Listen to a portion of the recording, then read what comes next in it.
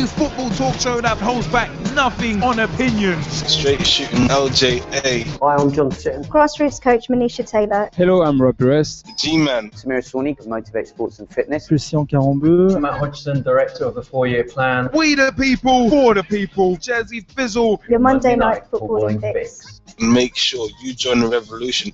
The pitch is where we eat. The pitch is where we sleep. And the pitch is where we talk. Each and every Monday night of your lives. At youtube.com/pitch talk. For podcast links and information, check out our official website www.pitch-talk.com.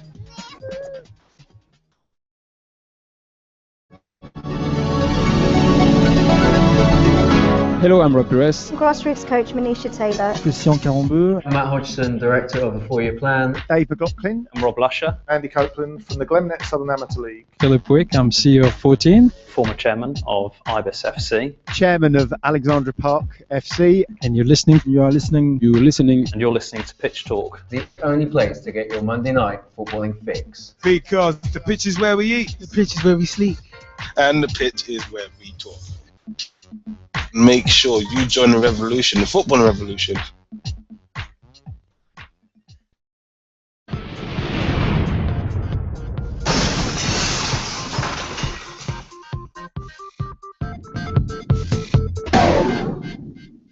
Hi, I'm John Sitton, and I'm here with Gavin, Liam and Gerald on Pitch Talk. The football talk show that pulls no punches and holds back nothing on opinions. Hello, I'm Rob Perez. My name is Christian Carambeu. I'm grassroots coach Manisha Taylor. Hi, I'm Matt Hodgson, Director of the 4-Year Plan, and you're listening to Pitch Talk, the only place to get your Monday night footballing fix. Make sure you join the revolution. The pitch is where we eat. The pitch is where we sleep. And the pitch is where we talk. I'm Andy Copeland from the Glennet Southern Amateur League. Philip Wick, I'm CEO of 14. I'm Rob Lusher, former Chairman of Ibis FC. I'm Samira Sawhney, co-founder and co-director of Motivate Sports and Fitness. And you're listening to Pitch Talk.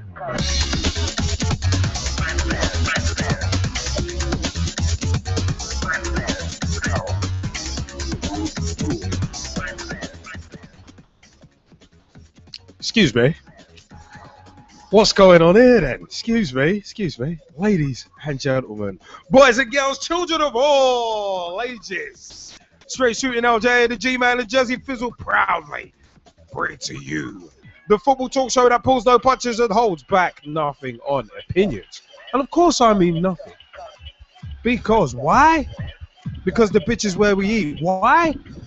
Because the pitch is where we sleep. And also why? Because the pitch is where we talk. The pitch is where we eat, the pitch is where we sleep, and the pitch is where we talk. This is your Monday night footballing fix. Hey, it's one of them was we the people, for the people, and that's just like the NWO, for life. But,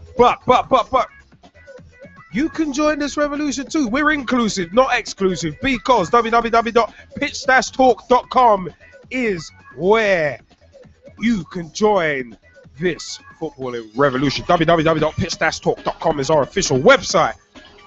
Also, facebook.com/pitch-talk. Become a fan, become a friend, become a member of the group. Join the footballing revolution we are working so hard to create. myspace.com/pitch-talk. pitchtalk.blogspot.com or .co.uk will get you to the blogs.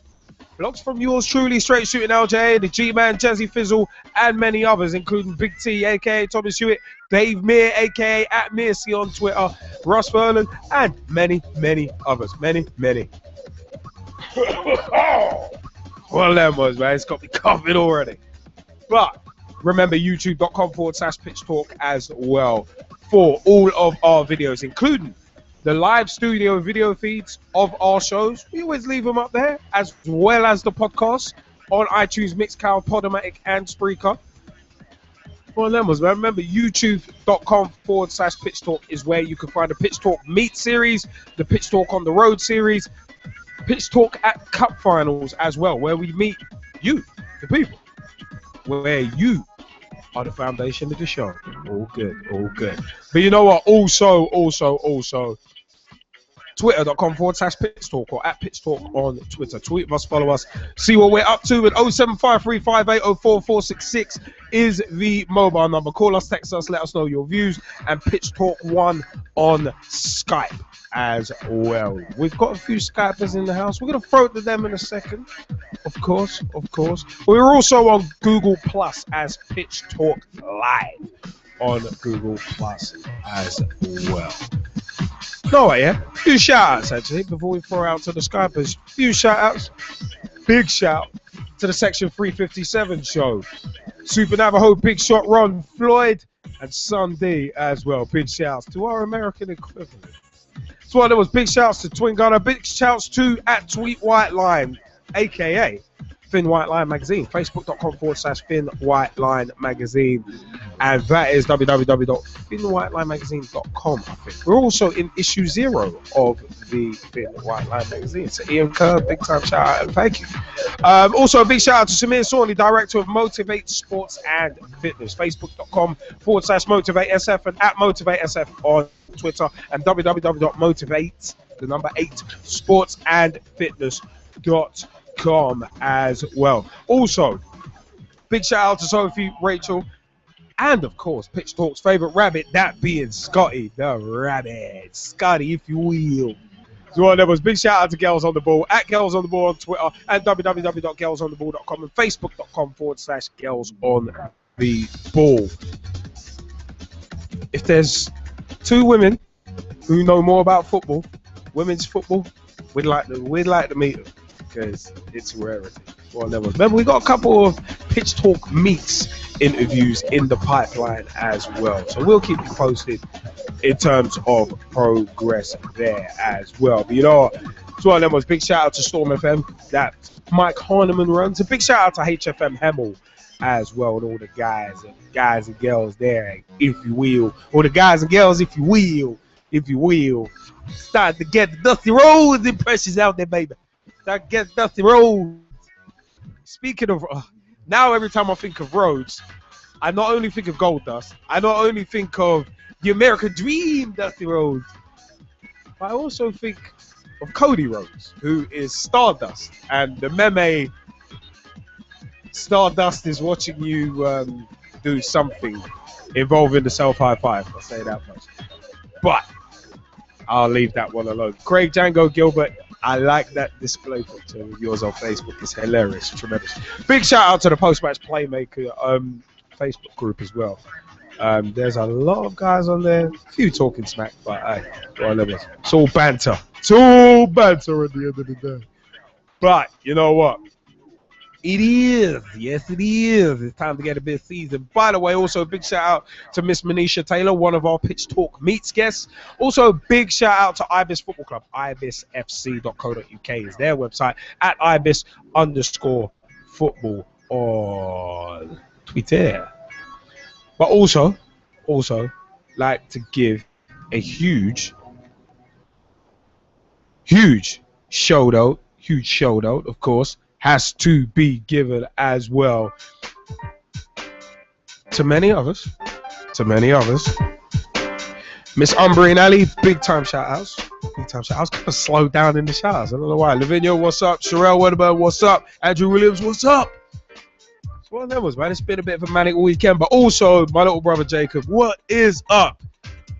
Turned 17 on Saturday. It's tremendous. Ladies, go get him. No, I'm kidding. Mama will kill me for that one. But let's fling this out.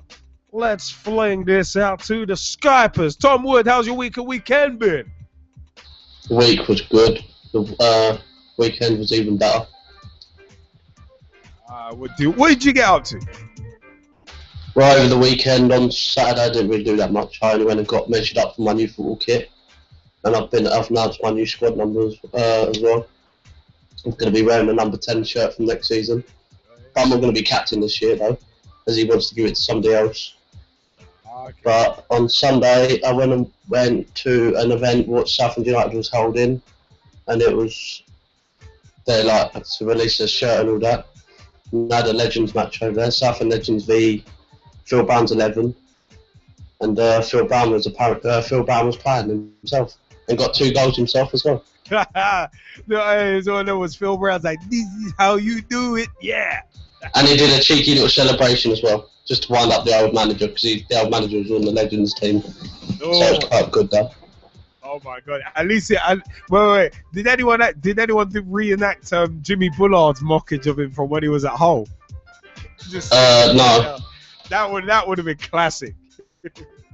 I also met Kieran Dyer as well, the ex Newcastle midfielder. Yeah, Newcastle, Ipswich, among others, man. That's quality. That's good stuff, man. That is actually good stuff.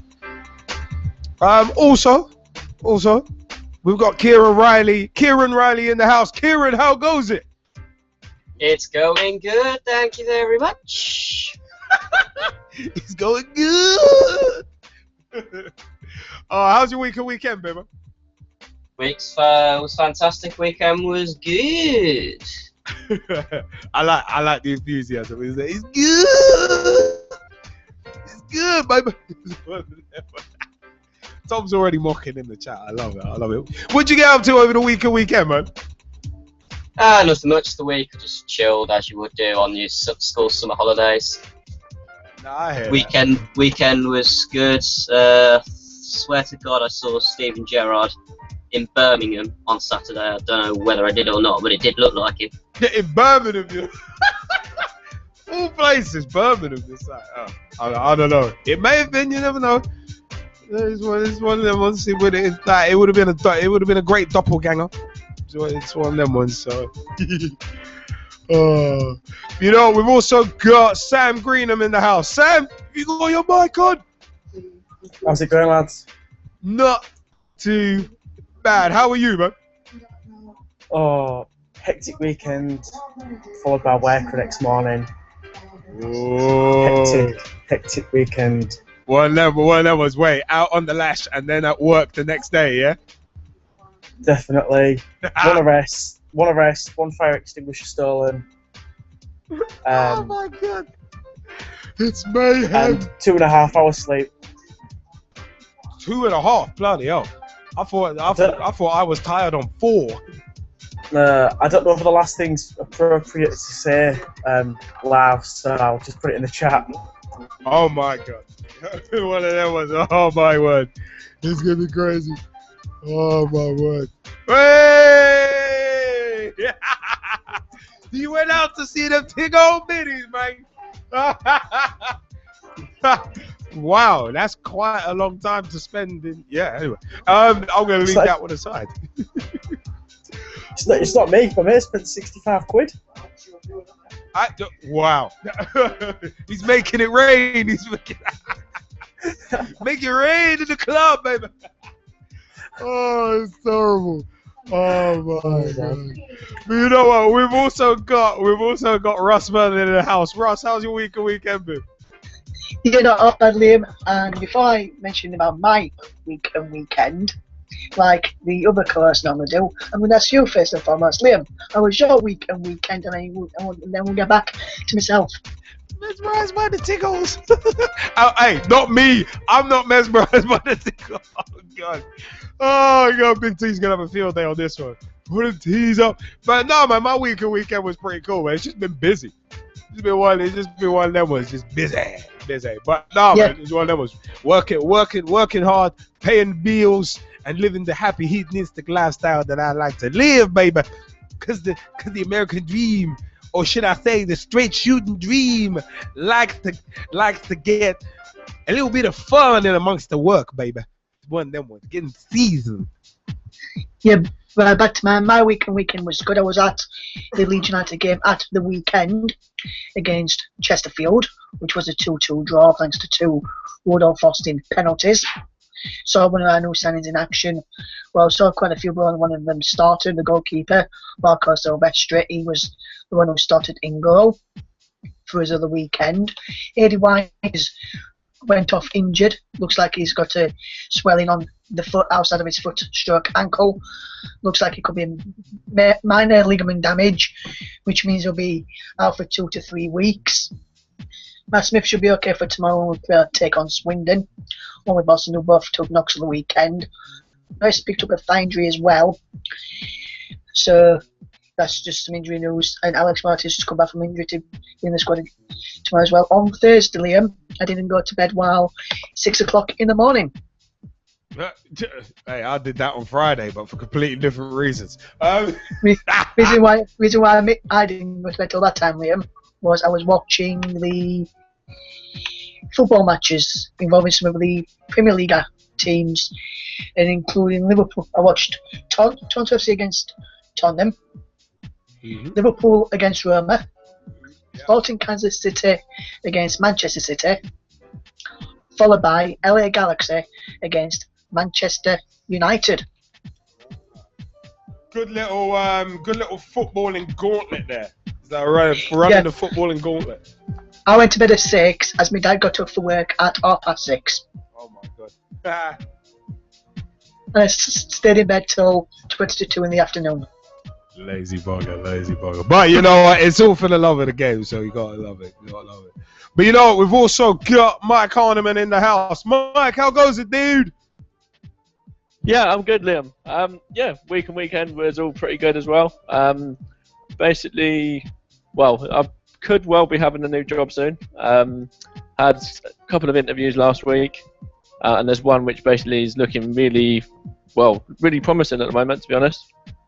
Good stuff, man. Good luck with it, man. Good luck with it. It's whatever, man. If you're going for interviews, it means you want the job, baby. Let's hope you get the job, because then that job will keep you paid later made, baby. That is so true, but it's just the way you said it. It just, yeah. It's got to be said like the dream, baby. I don't know why I'm on this Dusty Rose tip today, man. Dusty Rose, baby. Dusty Rose. Whatever. He raised some weird kids, baby. But all good stuff. Good luck for that. Good luck for the job hunting as well. We've also got Jamie Bailey in the house. JBK, Jamie Two-Man Bailey, you still there?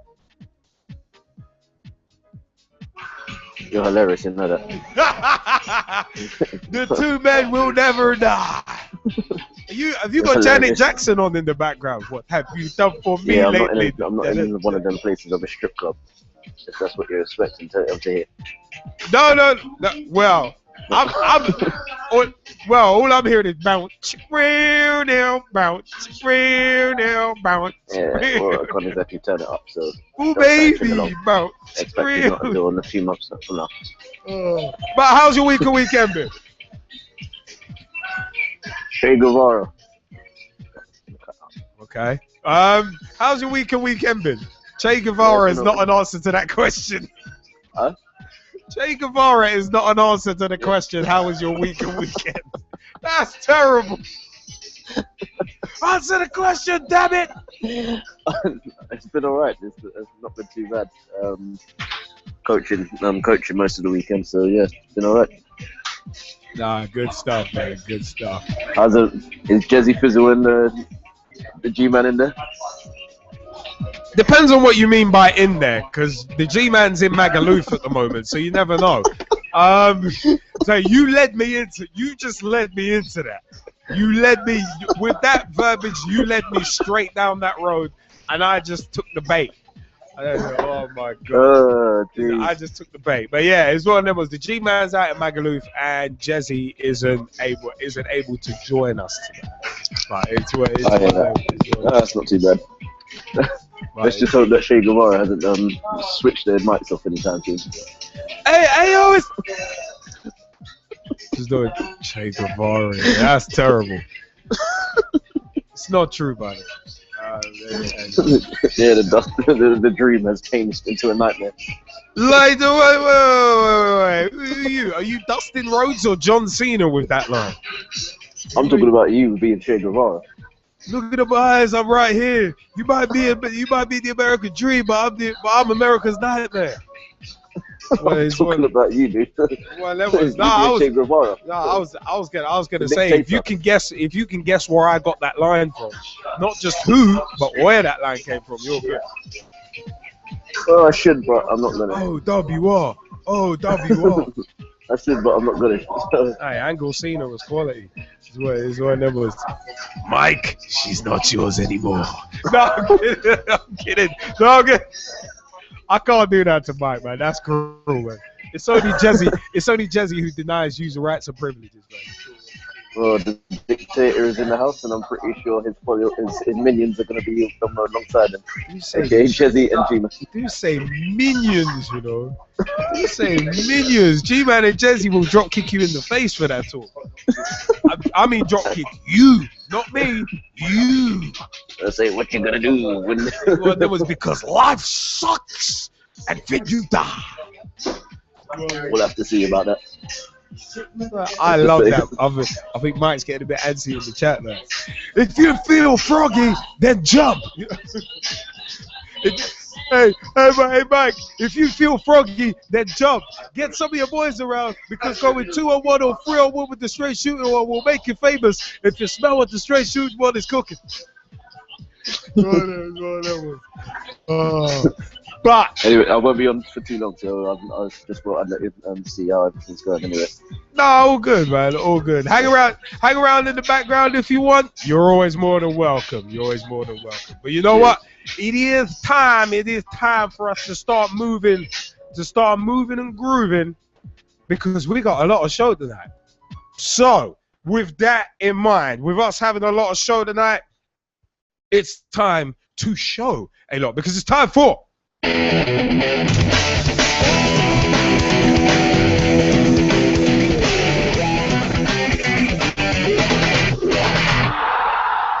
General Talking Points.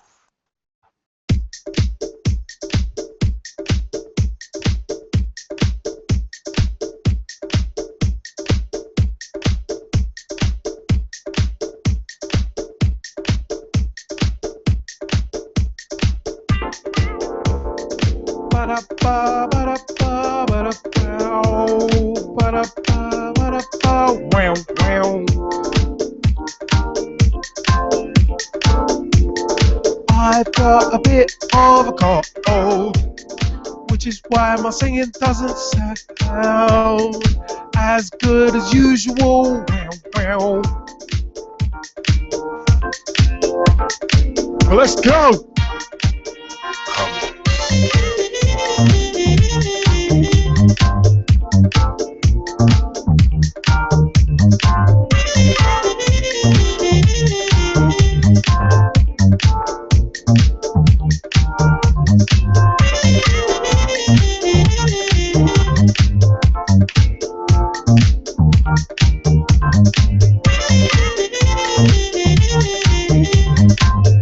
This is Pitch Talk. Yeah. One of them ones. That's funny. We'll come back to that. But you know what? It's one of them ones. Just been asked something actually quite unique by Russ Vernon. Us here at Pitch Talk would like to send condolences to Russ's friend and fellow admin of the Leeds United group on Facebook, Danny Parker, as he's recently lost his granddad. So, you know what? The world works in mysterious ways, and a relative being taken is never good. So, Danny Parker, condolences from all of us here at Pitch Talk. But let's jump into some transfers. First, Leicester City smashed club record to sign Ulloa from Brighton. Promoted Premier League club Leicester City have signed Brighton striker Leonardo Ulloa for a reported fee of £8 million, which represents a record deal for both clubs. The Argentine, who turned 28 this weekend, scored 16 goals for Brighton in all competitions last season, and the fee could rise to £10 million based on appearances.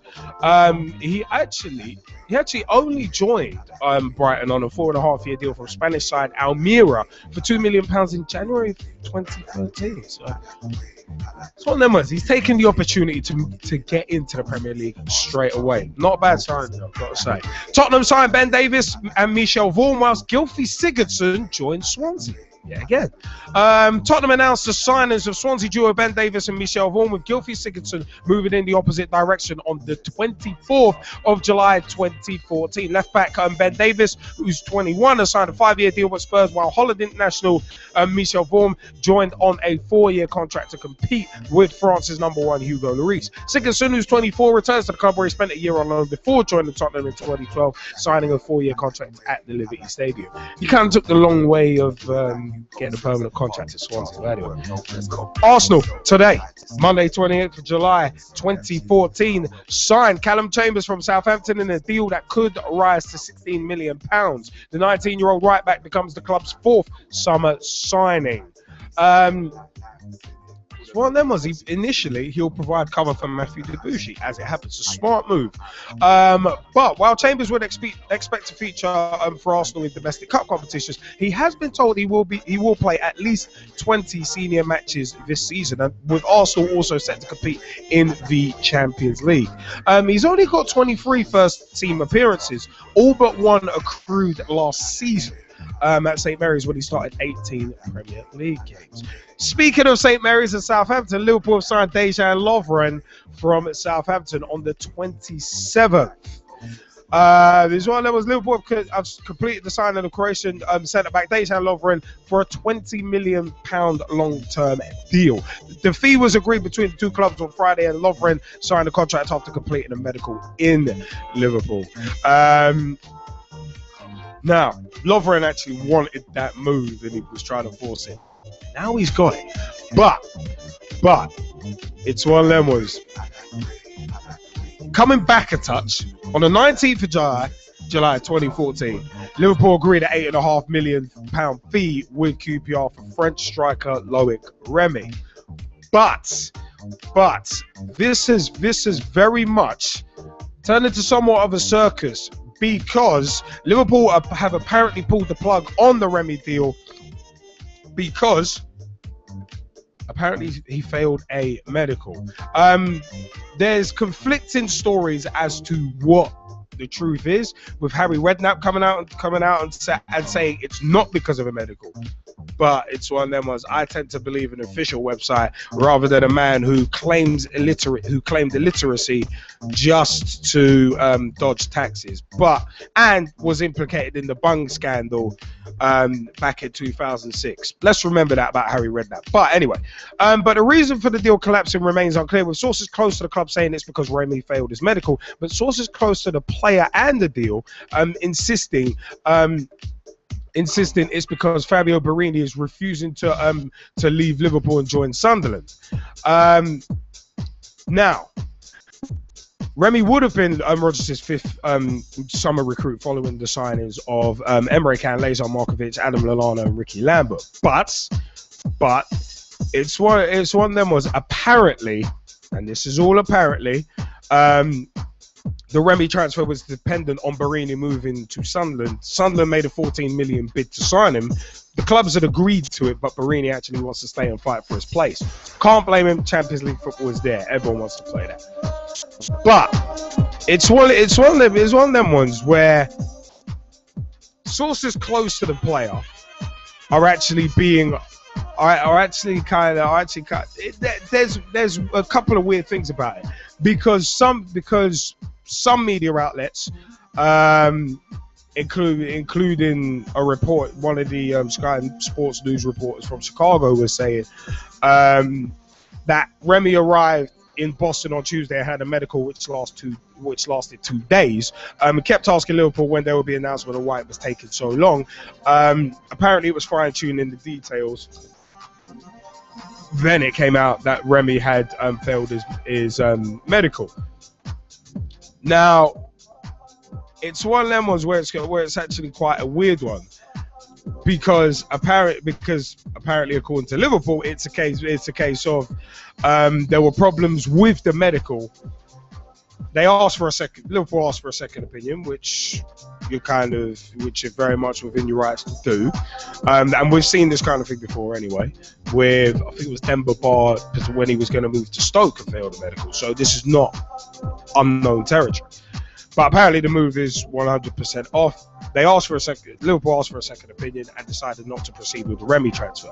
Now, speaking of QPR, staying with that, QPR signed Stephen Corker from Cardiff City on a 4-year deal from the 23rd of July 2014. Queen's Park Rangers signed Cardiff City defender Stephen Corker on a 4-year deal for a fee of $8.5 million. David Ospina, the Colombian goalkeeper, has signed for Arsenal from Nice on a long-term contract for about £3 million. Ospina, who's 25, had been with French League One side Nice since 2008 and helped his country reach the quarterfinals at the recent World Cup in Brazil. Didier Drogba rejoins Chelsea on a 1-year deal. This is from the 25th of July 2014. Chelsea announced the re-signing of legendary striker Didier Drogba on a 1-year contract. Drogba left Chelsea on a dramatic high in 2012, scoring the winning penalty in the shootout which clinched the UEFA Champions League title against Bayern Munich, the crowning moment of an 8-year stay with the Blues. The 36-year-old then joined Shanghai Shenhua, then Galatasaray, but once his contract with the Turkish side ended, he became a free agent and was linked with a return to Stamford Bridge and Italian champions Juventus. Drogba was actually named Chelsea's greatest ever player in the poll of fans in 2012. Only Frank Lampard with 211 and Bobby Tambling with 202 and Kerry Dixon with 192 have scored more goals for the club. He's actually scored 157 in 341 games. Stoke City, this is one of the surprising ones actually. Bojan Krkic signed for Stoke from Barcelona in a 4-year deal for an undisclosed fee on the 23rd of July 2014. This was a bolt out of the blue, and it's not the only one. The 23-year-old broke into the Barca first team in 2007, but struggled to make an impression and moved to Roma for $10 million before moving back to the new camp last summer following a loan spell at AC Milan. Another stint away from Catalonia quickly followed as he spent the 2013-2014 campaign in Holland with Ajax, and he will now be taking on a new challenge in England.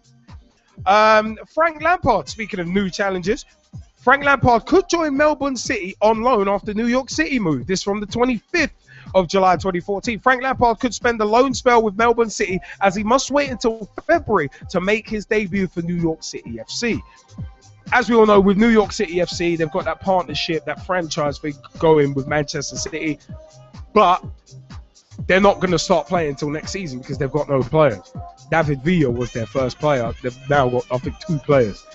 I think Blackpool are not far off that, actually. But that's a completely different story. But Lampard will hold talks.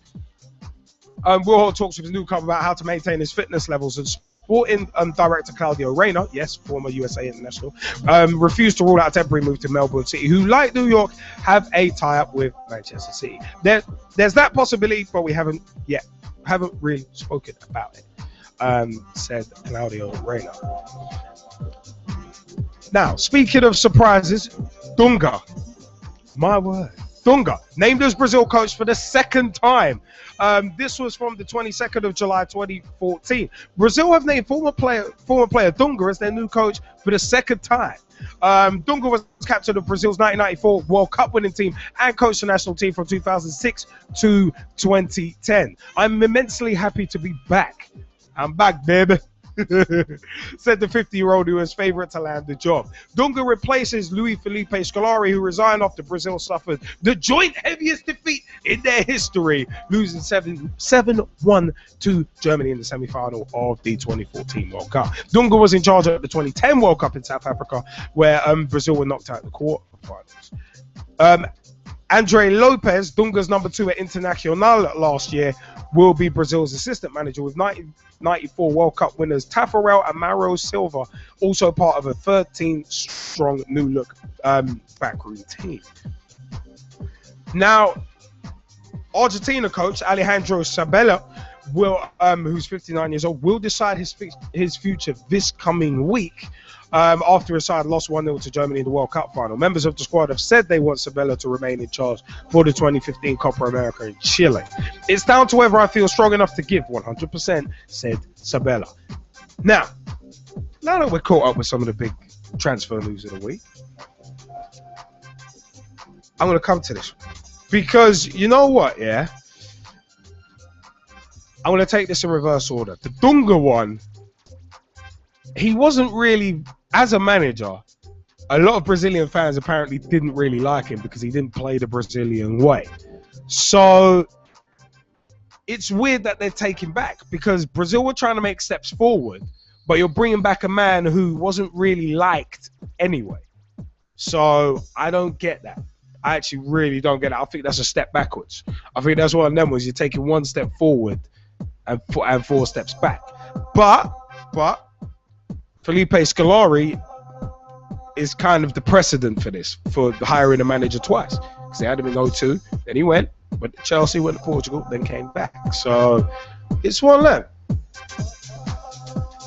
Pitch Talk brought to you in association with Dr. Pepper, by the way. It's not Guinness, it's Dr. Pepper.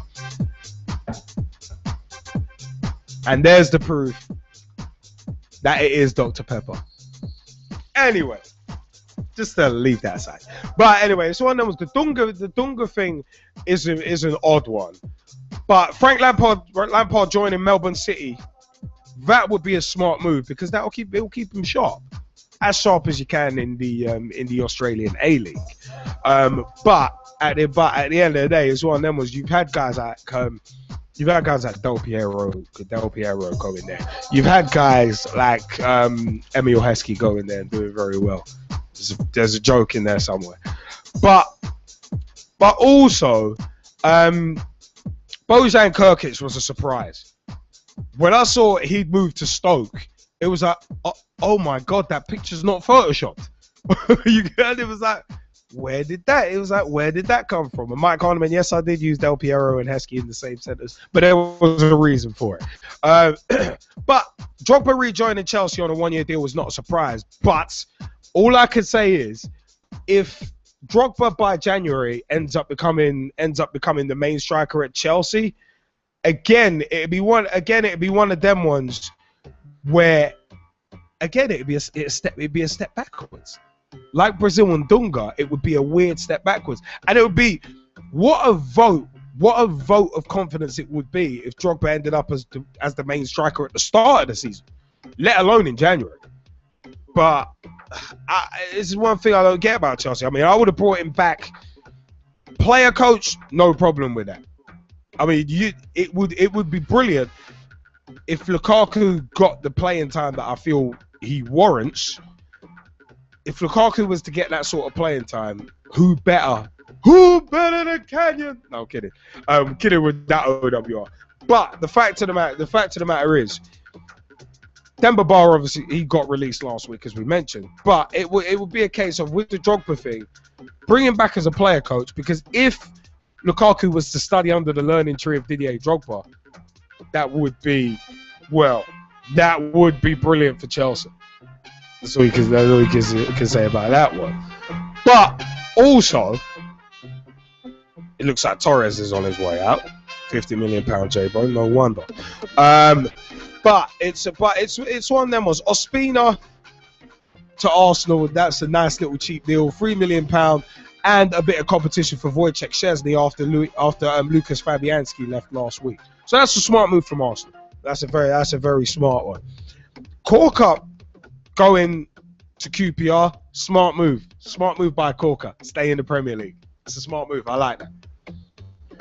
I'm surprised he has been linked to bigger clubs in the past, but it was only ever speculation from those moronic ITK accounts. So, hey, it's one of them. But I'm going to come to the Remy deal lost. But the fact of the matter is, Dejan Lovren from Southampton, I've said to quite a few people since last week when this deal was rumoured, I would have been happy paying 10 to 15 million rather than 20. But 25, good age, got experience, played in the World Cup as well. One of them was, dude's got top level experience. So it's one of them was, at centre back, we are looking pretty sweet. We are looking actually pretty sweet at centre back. So I'm just glad. I've been saying to people that, yeah, the first month we were getting the attacking reinforcements. This month, well, at least when we get into August, defensive reinforcements. That's what we need to focus on. Fullback areas. Centre backs, happy with Backcrack and Sacco, Dagger, Skirtle, and now Lovren, happy with that. 4 quality centre backs. Coates, he'll probably be on the move. Lucas might be on the move as well. He's not been the same since that ACL tear. Brother, I know your pain on that one. But it's also one of them ones where there's strength and depth, which it's just the fullback positions. I mean, we've got Kelly, Robinson, Flanagan. Enrique spent the whole of last season out pretty much. So I would get a replacement for him and let Flanagan get a bit more experience and sit under the learning tree. Martin Kelly, I'm glad Andre Wisdom's only out on loan, like I said last week, because he's going to come back. He's going to be something special. But it's the fact that someone like, say, Martin Kelly, he's been plagued by injuries, been beset by injuries. So it's been difficult for him. But Leicester City, good business. Signing a man who got 16 goals for Brighton in all competitions last season, adding to the front line, adding to players such as Daniel Drinkwater, adding to players such as Nugent as well as others. So I think a good signing. Anthony Knockout as well. That's a good one. Thank you, Mike. It's one of them ones. But it's one of them ones. Tottenham, I think, have done a bit of good business. Ben Davies and Michel Vorm, not too bad signings. I quite like that. Ben Davies is a good little player, and Jesse Fizzle was a fan of his as well. Gylfi Sigurdsson going back to Swansea. Yeah, Swansea need to start getting some players in. So do Southampton, actually. A big shout out to Gary Batten, aka Mr. Batten.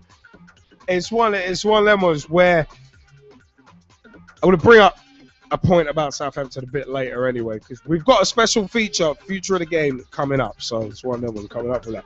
But Arsenal signing Callum Chambers from Southampton in £16 million deal, potentially rise up to that.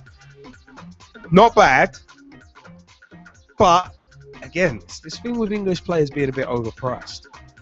It's one of them ones. But I'm going to come back to the Southampton. We'll come back to the Southampton thing in detail later in the show in our special feature segment, because I think it warrants a bit more chitter chatter about it. The Remy deal now, for me, I am believing, is one of them ones. I will believe, not just because of the live bird upon my chest, but I will take the word of an official website rather than have someone like Harry Redknapp, who in 2006 was implicated in the Bung scandal. So that's one reason not to believe him. And also, this dude claimed illiteracy just to dodge taxes. Another reason not to believe him. For me, Harry Redknapp, in terms of him coming out and talking smack and saying, no, it wasn't because of a medical, it was because of something else. Dude, I'm gonna come back with my opinions on you later on in the show in a special feature, because this dude's been talking smack. I think he's still trying to move units of his book. But the fact of the matter is, with the Remy deal, if in doubt, get it out. That's how I do. That's how I play when I'm playing for Ibis. Is one of them ones. And if there's any doubt in a medical, Stoke did it with Demba Ba a few years ago, whereby Demba Ba failed the medical, but I didn't hear no one kicking up a fuss. Didn't hear no one kicking up that much of a fuss. It was like, oh my God, dude, failed a medical. You don't see that often. And that was it. But everyone, because it's Liverpool and because it's Remy, everyone's making a big deal about it. Love it. That's tremendous. But for me, it's a case of, I wouldn't mind having Loic Remy, but if there's any doubt, if he's failing a medical, then there's obviously a huge concern there. Every club reserves a right to say, you know what, we have our misgivings about this. We're not going to take the player. It's just like it's like triggering a release clause. That doesn't mean you are going to definitely buy the player. That just means that you can talk to the player. Let's remember that. So it's one of them ones. It's a bit of a nuts one. It is legitimately a bit of a nuts one. But at the end of the day, as I said, I'm gonna take the word of an official club website over Harry Redknapp. Sorry, but for me, that's just the way that it is.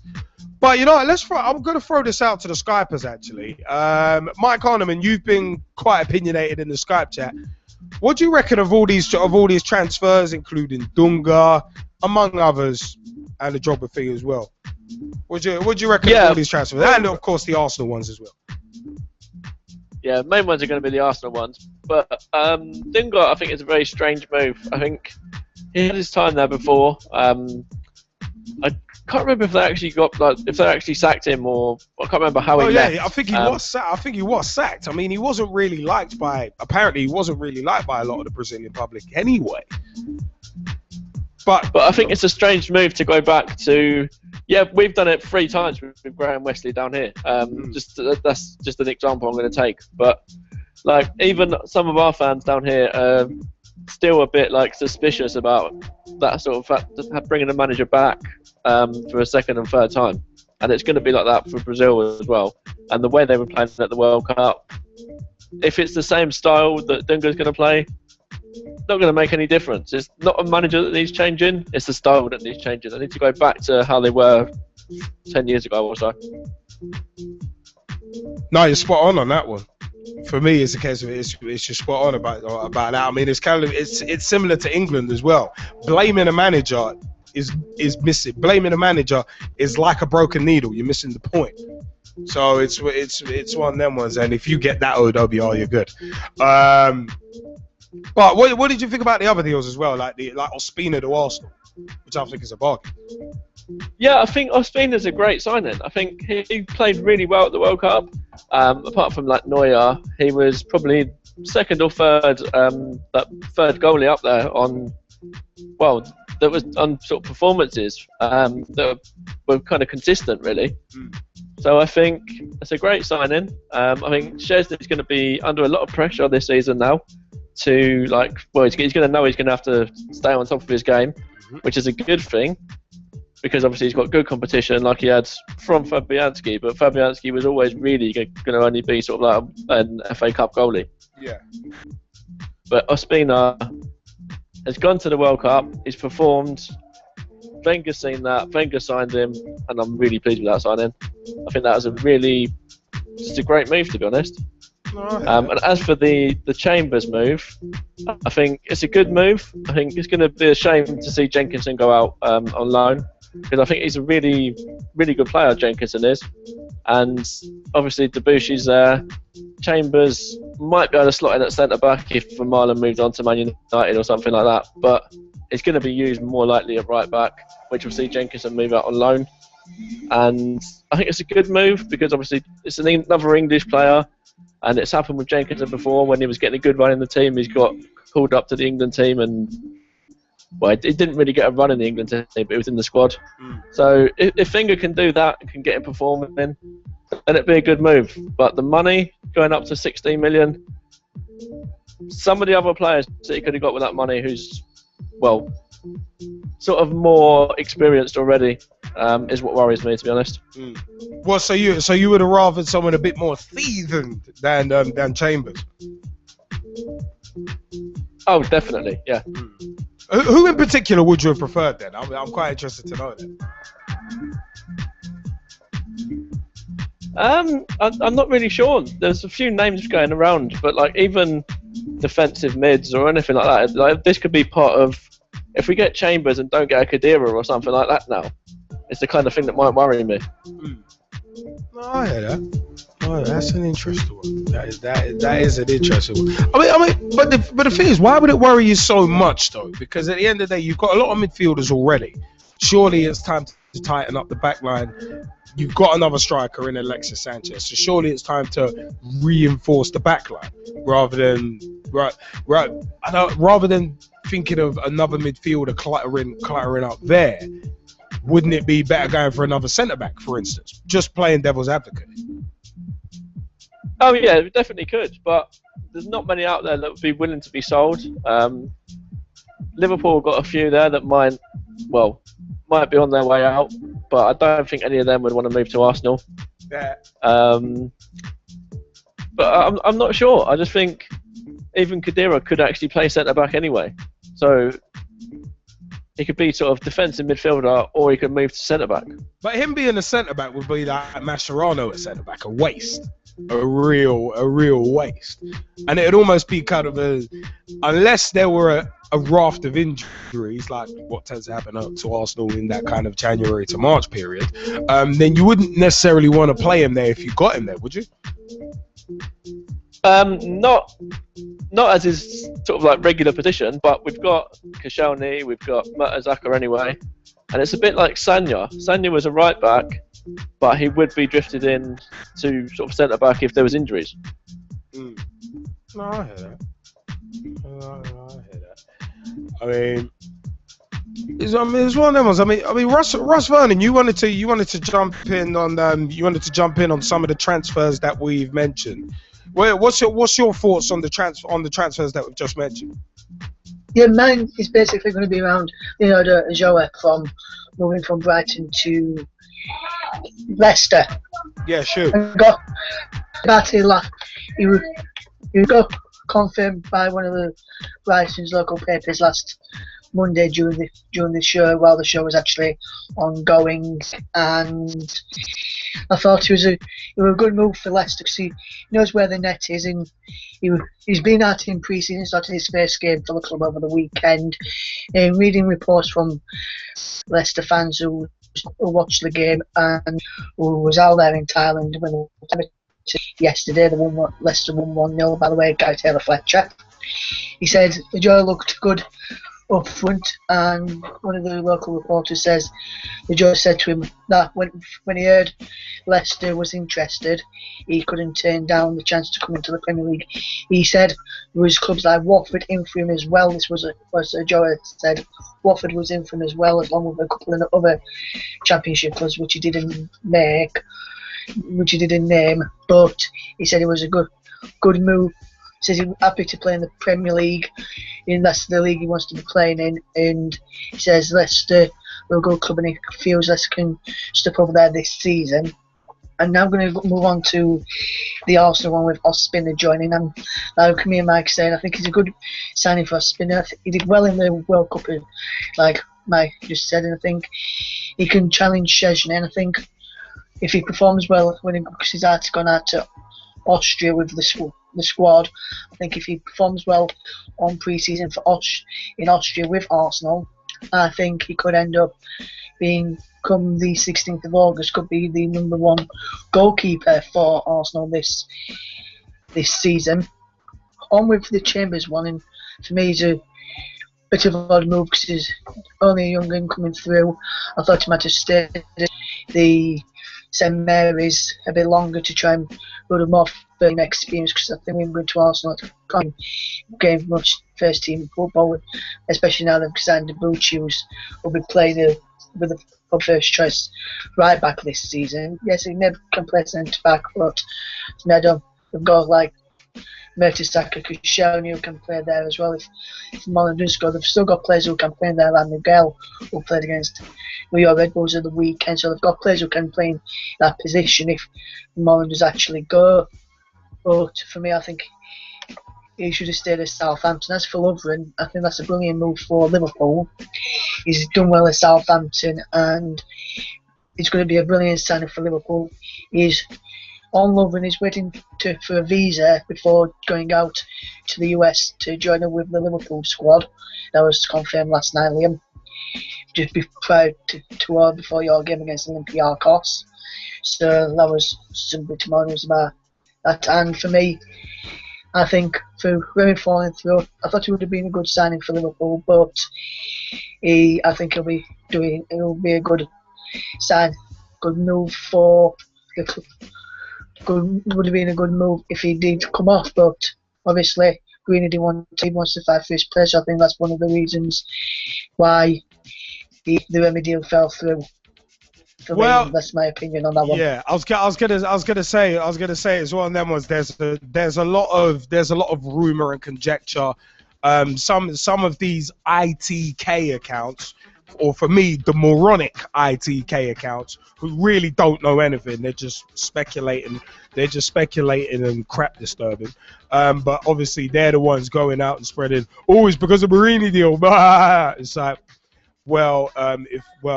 it's not as if we're short on cash and we'd have to sell Barini beforehand.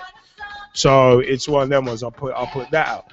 But the fact of the matter is, yeah, there's a lot of rumor, there's a lot of conjecture. I said, I will take my view, and I will believe an official club website before I believe a manager who's been implicated in bung scandals before and claimed illiteracy just to dodge taxes. That's all I'm saying. For me, it's a case of Harry Redknapp right now is about as believable as anything Massimo Cellino says. And Massimo Cellino, you know my view on him, the two-time fraudster, convicted fraudster. And that's fact. And I wouldn't trust that guy as far as I can throw him. It's one of them ones. This dude was saying that Ross McCormack weren't getting sold. £11 million later, he's at Fulham. Tells you all you really need to know.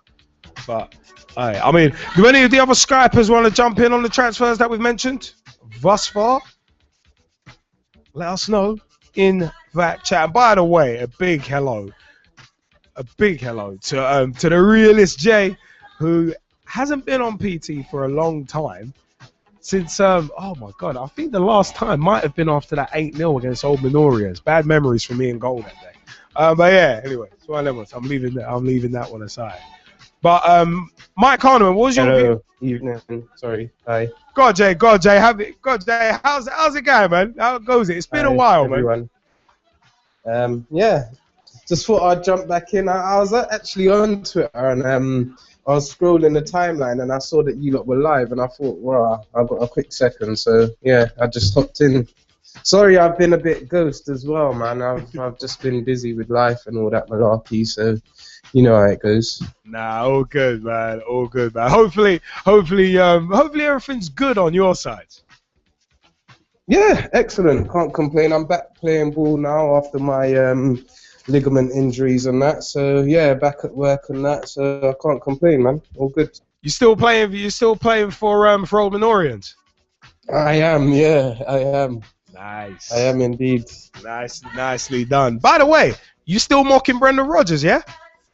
Because I remember you were one of the most vocal people that I knew at the time who were mocking Liverpool for taking on Brendan Rodgers. I actually didn't mock Brendan. No. You were mocking Liverpool, and you were laughing about Liverpool taking on Brendan Rodgers. You were like, mate, Brendan Rodgers. I wasn't. Don't. Mate, we've got audio proof. Hey, we have audio proof. We have unedited audio proof. Well, you need to. So air we that, can. Hey, we will. I don't think I mocked him, to be honest. Oh, you might not have been mocking the man, but you were mocking Liverpool for taking him on. But, was I? Yeah. I remember it. What's he won you so far, anyway? How long has he been with us? 2 years?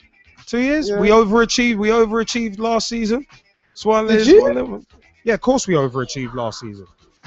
No one expected us to be second by 2 points in the league. No one expected that. Your perspective for the season or your goal was to get in Champions League. You done was the top four. It was to get back into the top four. Yes. You didn't win the title. Yep, we were off only by 2 points. Because when Arsenal fall short by a point or a late Birmingham goal, we never hear the end of it. So you didn't win the title. End of. The Birmingham thing was hilarious because you lot were in control for the last 15 consecutive years. Yeah, you lot in fourth place, us in second. Quite a bit of difference. Good luck in the qualifying round, by the way. You got second. This is what I can't take about Liverpool fans. You know, you finally secure Champions League football, and you all come out of your holes. Why? Wait! All come out of our holes. Wait, what hole have I ever been in? When have I put this out to everyone on Facebook.com/PitchTalk, YouTube.com/PitchTalk, @PitchTalk on Twitter?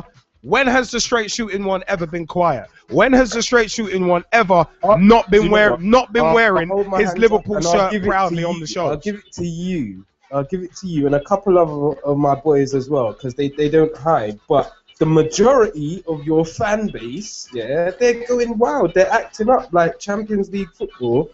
Like, that wasn't good enough for an Arsenal excuse for the last God knows how many years. But soon as you lot get into it, It's like, yeah, we're in the Champions League now, but you've just lost your best player. The only piece of world class we really, really had, like your only real game changer. Only game changer. Hold on, we had the second top goal scorer in the league as well. Let's not forget that. Like I've been telling a lot of people. No. Let's not forget let me that. Clarify. Sturridge was a game changer, and while Suarez was suspended, Sturridge was the game changer. Too much of the show, but let me clarify. When I say world class, I mean Suarez was winning Liverpool Football Club games on his own. So was Sturridge at the beginning of the season when Suarez was suspended. Let's remember that. Goals and goals that out of nothing just win you football matches. Oh my God. Oh my! You know what? I'm not even gonna bother going into this because Suarez was suspended for what? The last 4 or 5 games of the season before, and lost. No, not the season just gone. I mean the season before. He was suspended for like the last 4, 5, 6 games of that, plus the 5 games at the beginning of the season as well. Sturridge was picking up the slack. So let's leave that anyway. What do you reckon about some of the transfers before we throw back to the other Skypers? What do you think about some of the other transfers in terms of the Remy issue, Lovren, Ospina for Arsenal, especially Callum Chambers for Arsenal, Ben Davis, Michel Vorm going to Tottenham, Sigurdsson going to Swansea, Ulloa going to Leicester from Brighton. So many other bloody deals. Corker going to QPR. Drogba rejoining Chelsea on a 1-year deal. And Bojan Kirkic going to Stoke City, which was a surprise. And also, if you've got a view on Dunga being named as Brazil coach for the second time, feel free, have at it. Me personally, or just anybody? No, go on. Hey, you're on now. Have at it, man. I'll give you a quick overview then. Ospina I'm happy with because he will push Chesley, who I feel has got a level of complacency that he was literally the number 1, so I'm happy with that. Sanchez I'm extremely happy with. I've done a few cartwheels because I've been praying that Arsenal get a striker in Suarez kind of Aguero mode, you know, short, diminutive, skillful, low center of gravity. So I've been screaming for that for years, over the moon. Debussy, straight swap for Sanya, happy with that. Yeah, I'm pleased to see Herrera. Man United needed some steel in their midfield and a good technical footballer, so I'm glad that they've kind of semi-resolved their issue. Obviously with Vidic and Ferdinand gone, I'm still waiting to see what they're going to do there. But still waiting to see what Smalling and Jones have got, because Jones earlier in the week was like, Brad Howe, mate, let me prove myself. It's like, dude, no, it's not gonna happen. To be fair, Chris Smalling had a very good performance the other night. For me, it's pre-season. I'm barely even catching up on pre-season because it's meaningless matches. For me, it's one of them ones. In terms of matches, I really don't give a damn until August 16th, 17th. Until that weekend, nothing else really matters. Whether it be Emirates Cup, International Champions Cup, which is a weird one because we didn't win the league, but somehow we're in the International Champions Cup. Don't get it. See, this is the thing about pre-season. But you see where do you see where I'm going about this? You see, most Liverpool fans wouldn't have questioned that, but I am the straight shooting one. It's one of them ones. The fact of the matter is, I really don't get it. It's the whole it's this pre-season thing. It's all a crazy gimmick anyway.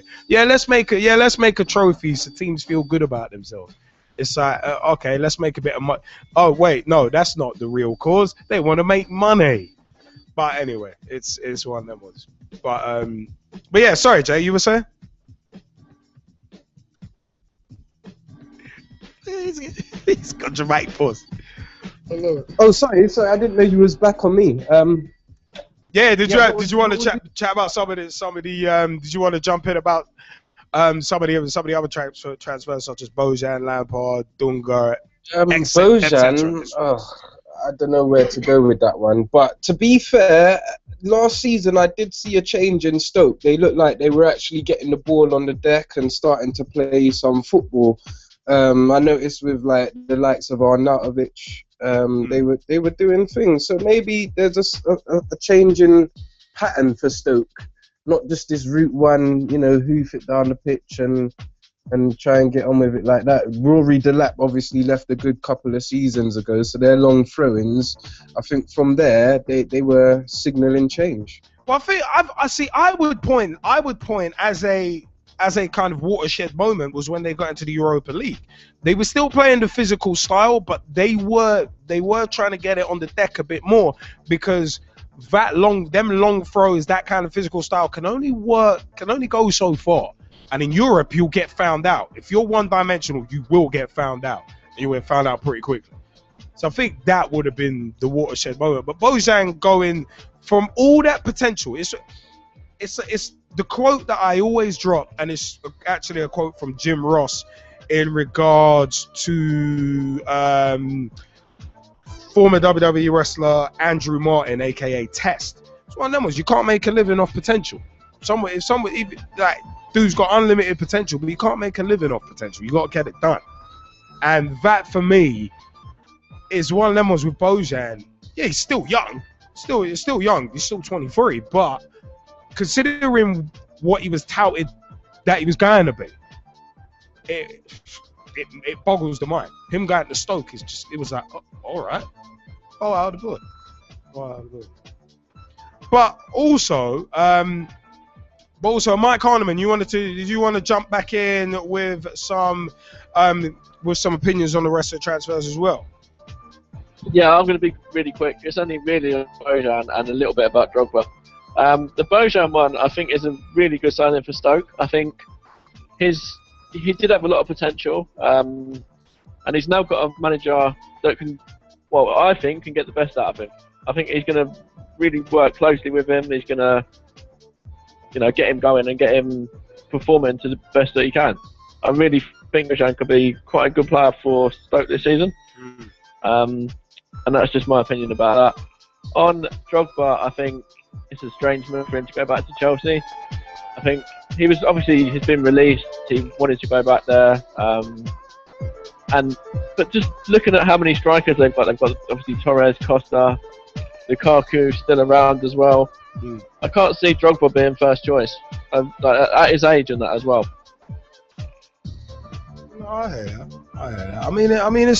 I mean, Jay, you wanted to come in and add to what Mike is saying, yeah?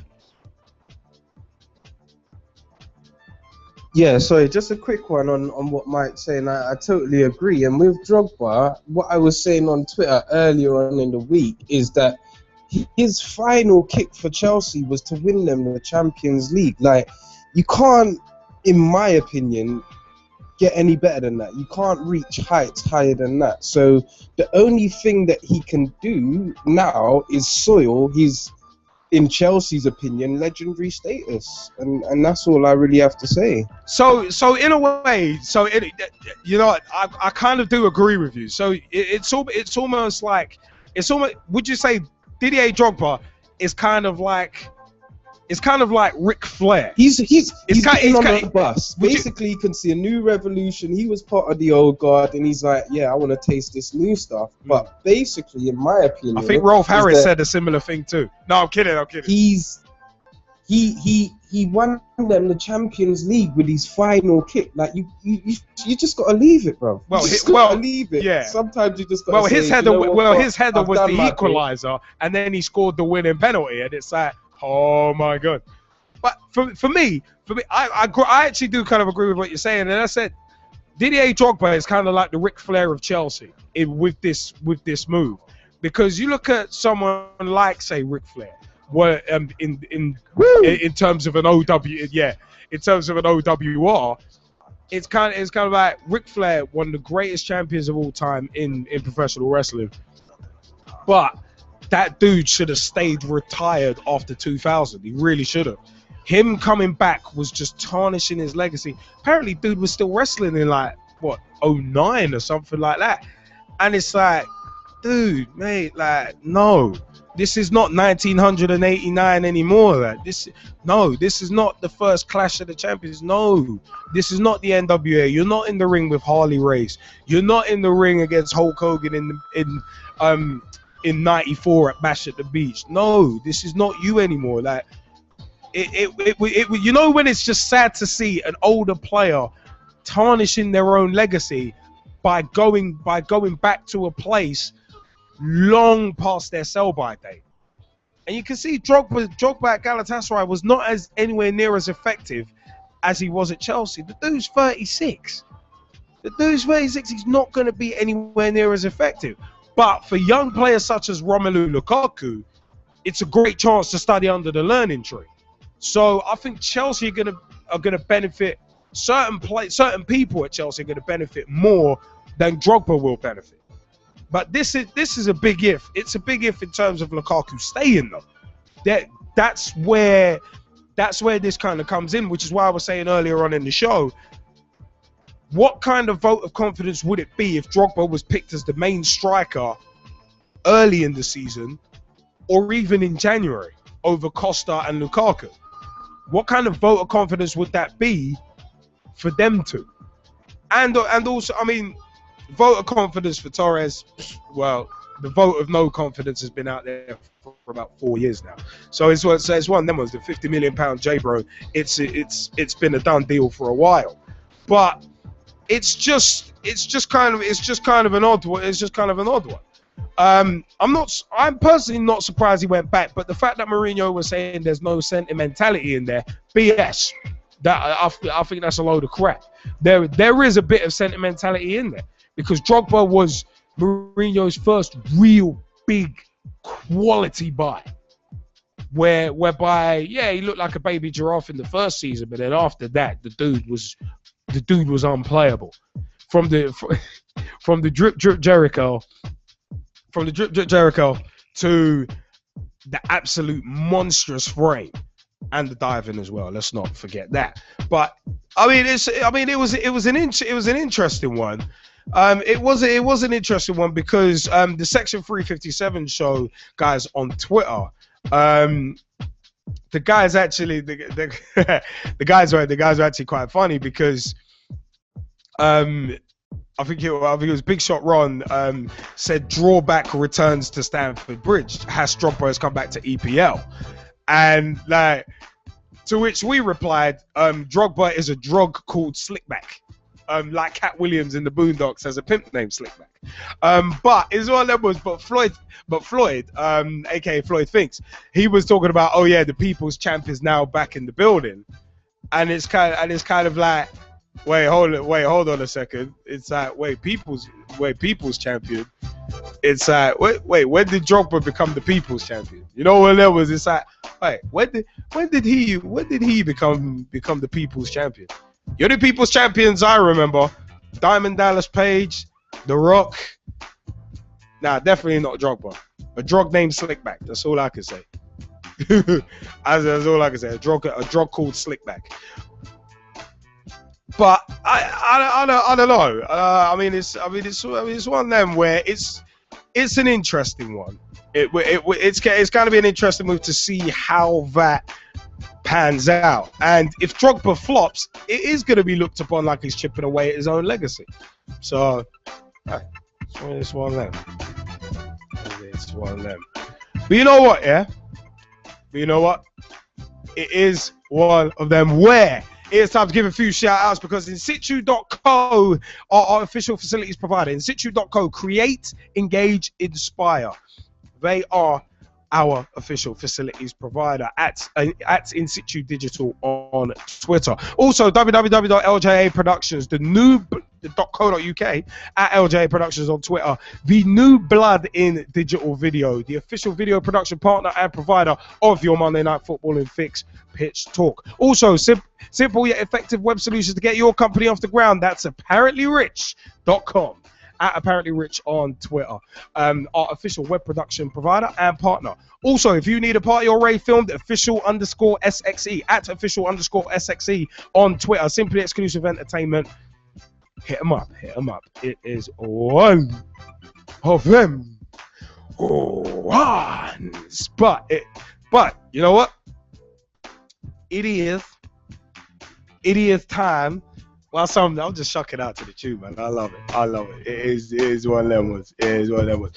But let's roll, because our next special segment is I want to give it away, but I don't. So it's that time. It's that time. It is a sign. This is Monday night on Pitch Talk, and we are talking football for a couple of hours. Don't talk about it, always be about football. Ooh-wee. Skibidi-bidi-boo-boo. Ooh. I know I can't sing. I know I've got a little bit of a cold, so I'm a bit nasally today. But you know what? It is one of them ones where we have to switch segments because it's time. It's time. It's Vader time. But let's. And Jay hates to sing. He still hates to sing it. As much as things change, they always stay the same. I'll leave you with that saying. As we go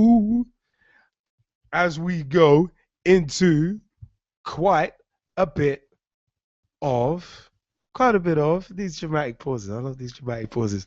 Hello to everyone on YouTube, by the way. It's showtime, so let's go into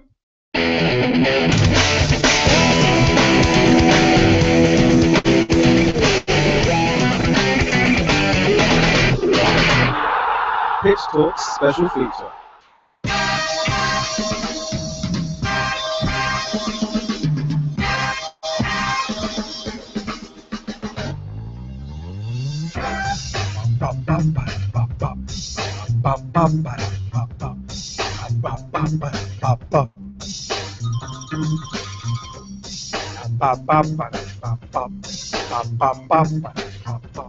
Yes, it is a Pitch Talk special feature, and we are looking at this is part one of the future of the game. We're going to be focusing on the future of the game, and this week, players, focus, and commitment is the area we're going to look at. And by the way, big shouts to the G-Man and Jazzy Fizzle as well. Jazzy is not able to be with us this week, and the G-Man is on holiday in Magaluf.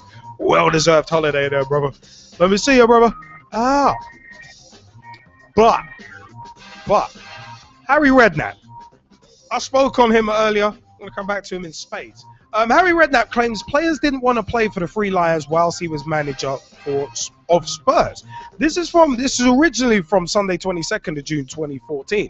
Queen's Park Rangers boss Harry Redknapp has questioned the commitment of young English players to represent the national team, claiming that during his time with Tottenham Hotspur, some players would try to dodge duty with the Three Lions.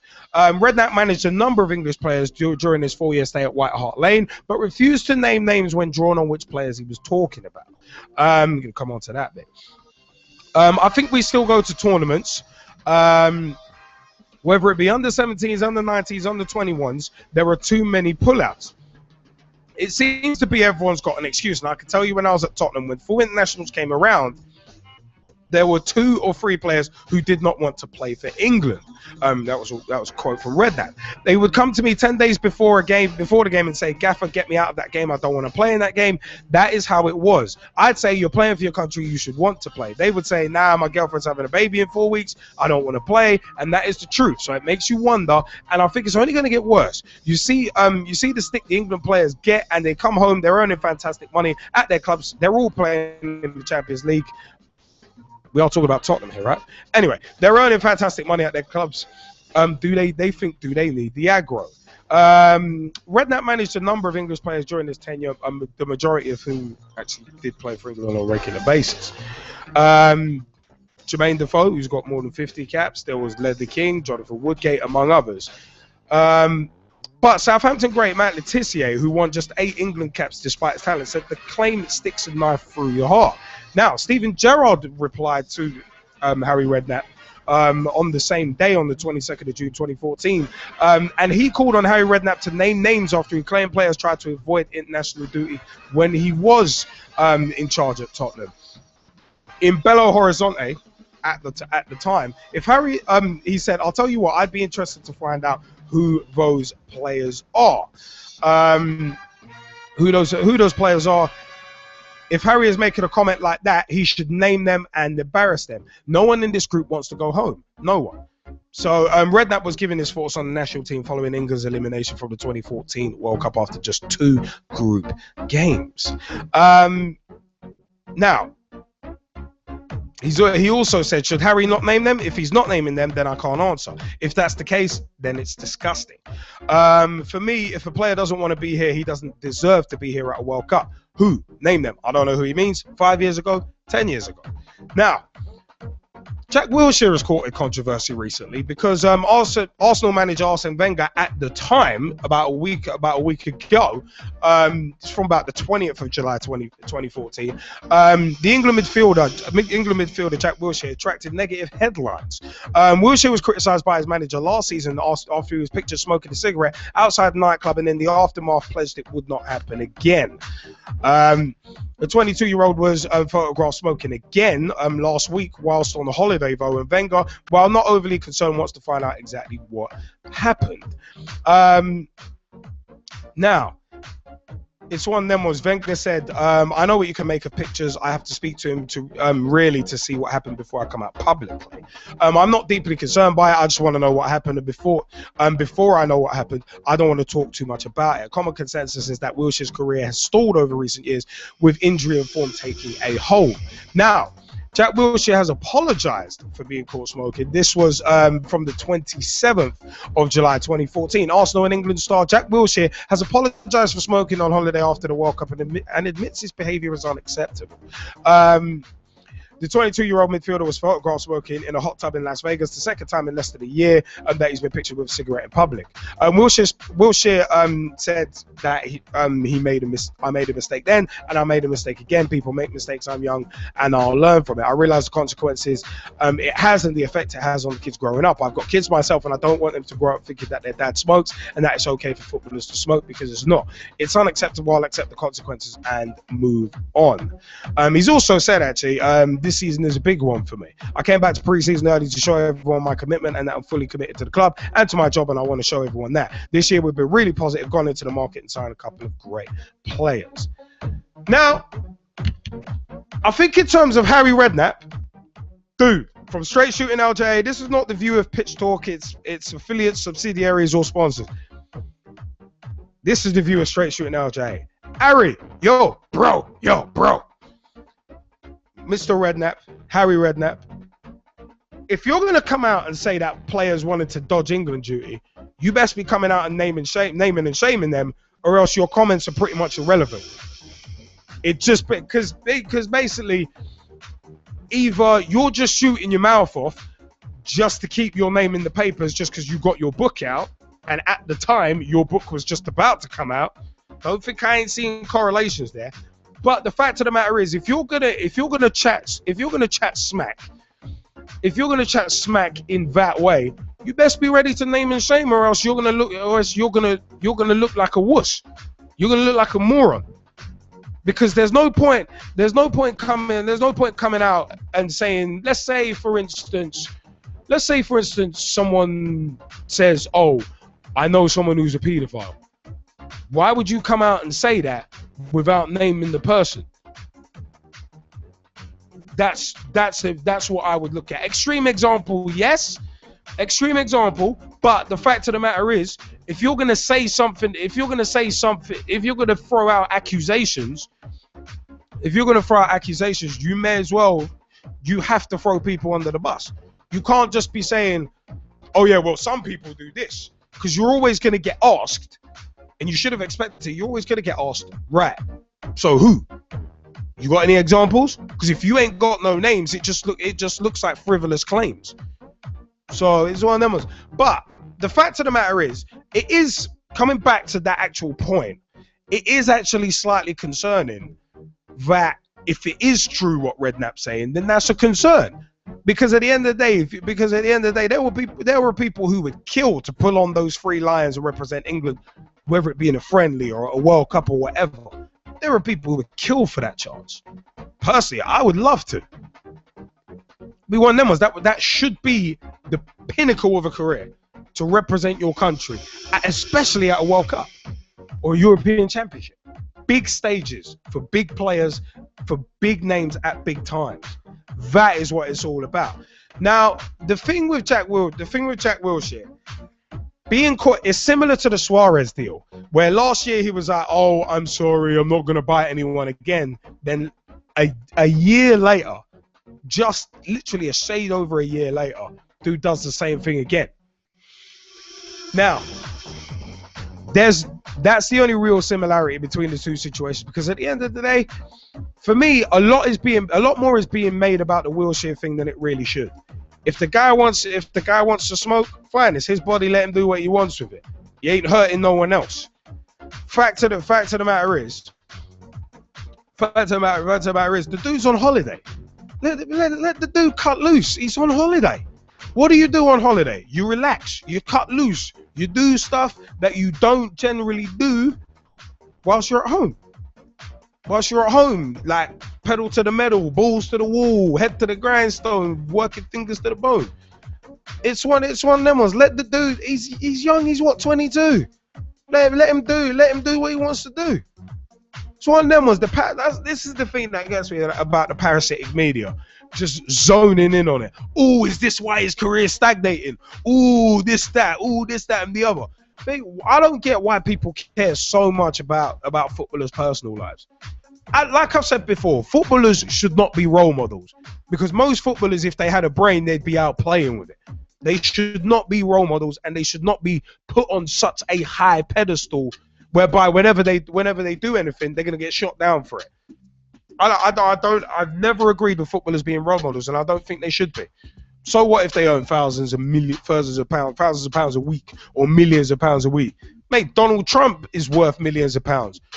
I don't look up to him as a role model. I don't identify with him. So footballers, if you're mindlessly following footballers and be like, "Oh my God, he's my hero," what? He's your hero because he earns a shed load of money, because he's got the pick of the women. And then when he gets caught smoking a cigarette, "Oh, the world is ending." No. For me, that doesn't hold water. It really doesn't. But focus and commitment.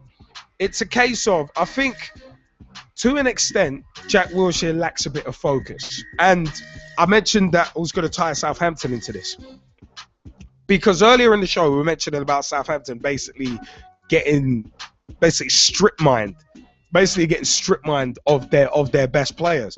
Lovren gone, Lallana gone, Lambert gone, Shaw gone, Chambers gone. That's 5 just off the top of my head that have gone from Pochettino's Southampton team last season that did so well. Now, and there was, I said, big shout out to Gary Batten, who is a Southampton supporter, because he actually said something quite interesting to me. I think it was yesterday. I think it might have been yesterday. I think it was. I'll get it up in a sec. But it was one of them where he said something extremely interesting to me that I actually did want to repeat. And I actually did want to repeat on the show. And that was, sorry, I'm just gonna get it on my phone. And basically we were like, I was like, he actually said to me, "Remember that warning I gave you at the end of May? I mean it now." And that warning was about hands off Lambert and Lallana. But in terms of that warning, I was like, where's Lovren? Where's Lovren? But it was a case of Gary Batten has said, "I have faith in Coleman, but it seems we can't build while people keep leaving. Chambers is next, which is a massive loss." And this was late on Sunday, and like it's one of them ones. And I said to him, it's sad to see that most new teams on the block who do well end up getting gutted by the big sides. They get strip mined. And also, to which Gary Batten actually said, "I kind of wish we'd finished 16th and kept a decent team." Now, the reason why I bring that up is because in terms of focus and commitment, when you move to a big club so early in your career after one good season, then you and you're earning huge money at club level, then your focus is going to waver a touch. Your focus is going to waver a bit, because it's going to be like, well, because it ties in with England's underachievement and people not wanting to play at international level, like what Harry Redknapp was saying. Because at the end of the day, if you think you've made it already and you're a big shot, then you're not going to try as hard. You're always going to be like, well, I can't be bothered today. I don't really want to play. I can't be bothered. So then it's like, it's one of them, your focus goes, your commitment goes. And if you're making big money already, you already think you've made it. So you don't need to do anything else. You get into a comfort zone, and then complacency comes in, which some may say relates to Jack Wilshere's career, which is why it might have supposedly stagnated. He might be in a comfort zone at Arsenal. He's at a club he loves. He's getting regular game time. It's one of them ones you never know. You never know. But it is there are legitimate concerns. I said the smoking thing. It's one of them ones. A lot of people smoke and are perfectly healthy. I'm not advocating smoking. I'm not a fan of it. I don't like it. But for me, the fact of the matter is, what someone does in their personal time, as long as it ain't encroaching on anyone's human rights or anything, as long as it ain't hurting nobody, then do it. Then do what you want. Do what you want. If it makes you happy, do what you want. That's the way I see it. If you ain't hurting yourself and you ain't hurting anyone, then there's nothing wrong with it. Alright. But anyway, you know what? If any of the Skypers want to jump in on any of these points, please let us know via Skype, and also Facebook.com/PitchTalk, at PitchTalk on Twitter as well. Because I'm interested to hear a couple of other views as well, and I'm sure the people on YouTube are as well. Because I think it's just one that I said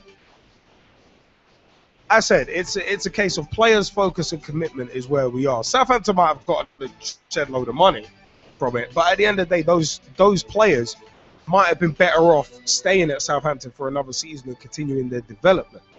Again, if the focus and commitment goes, then your development it stagnates. Look at Jermaine Pennant.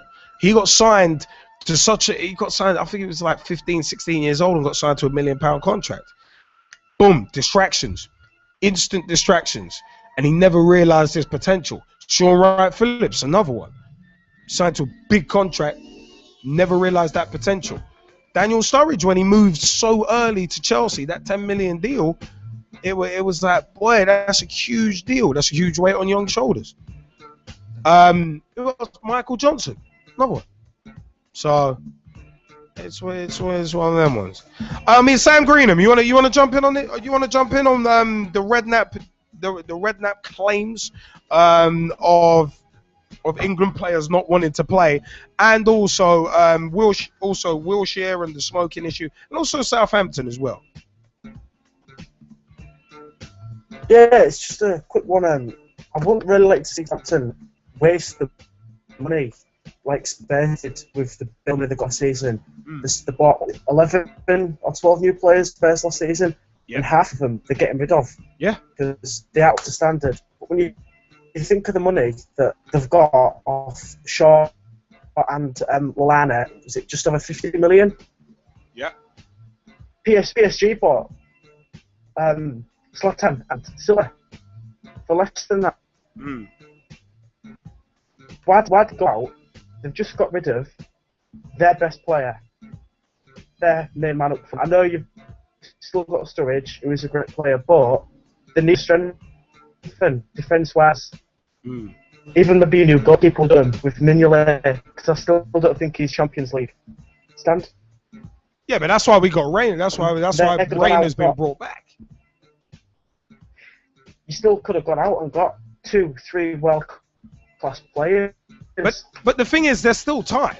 You know, there's a month left of the transfer window, so the dealings ain't done. The dealings are yeah.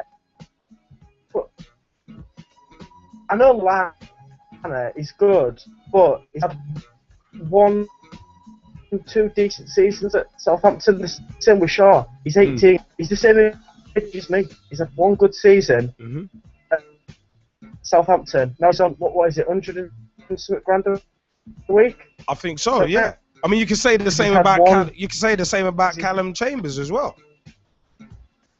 Yeah. But I mean, this is the short-termism.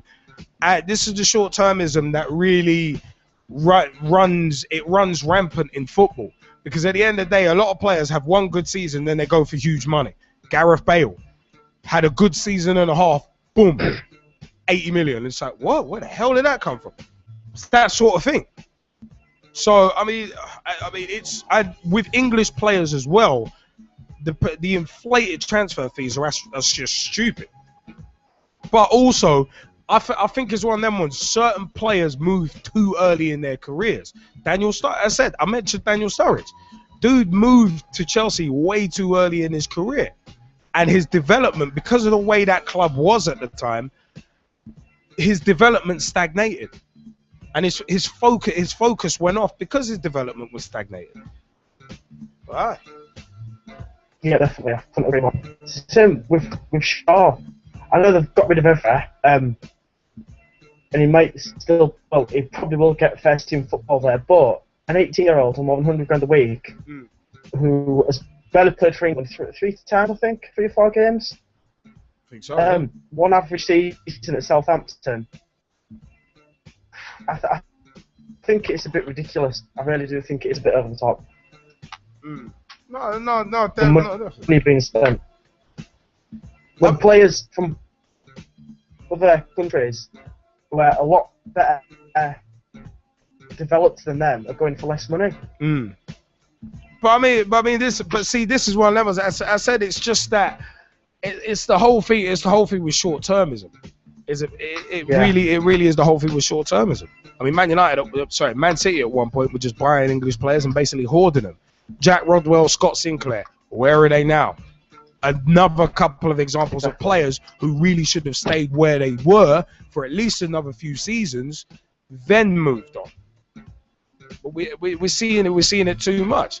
And I said, it's a case of the new club on the block who does well and surprises everybody ends up getting gutted, ends up getting strip mined for their players. Just another quick one.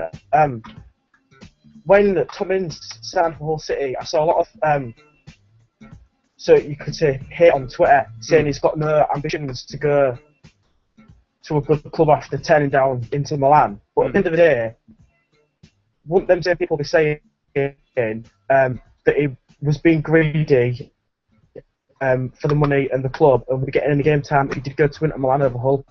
Yeah. See, no, they would have. It would have been like, he's only moved to Italy for the money. And plus, if you want game time, you got to be realistic. Inter Milan, boy. I mean, Tom Ince is not the same player as his dad. It's one of them was he will find it more difficult to get into that Inter Milan team than his dad did. So, yeah. But I mean, Mike. I mean, it's one of them was. I mean, Mike Harneman, you wanted to jump in on this as well, right? Yeah, I'm kind of agreeing with what Sam was saying, really.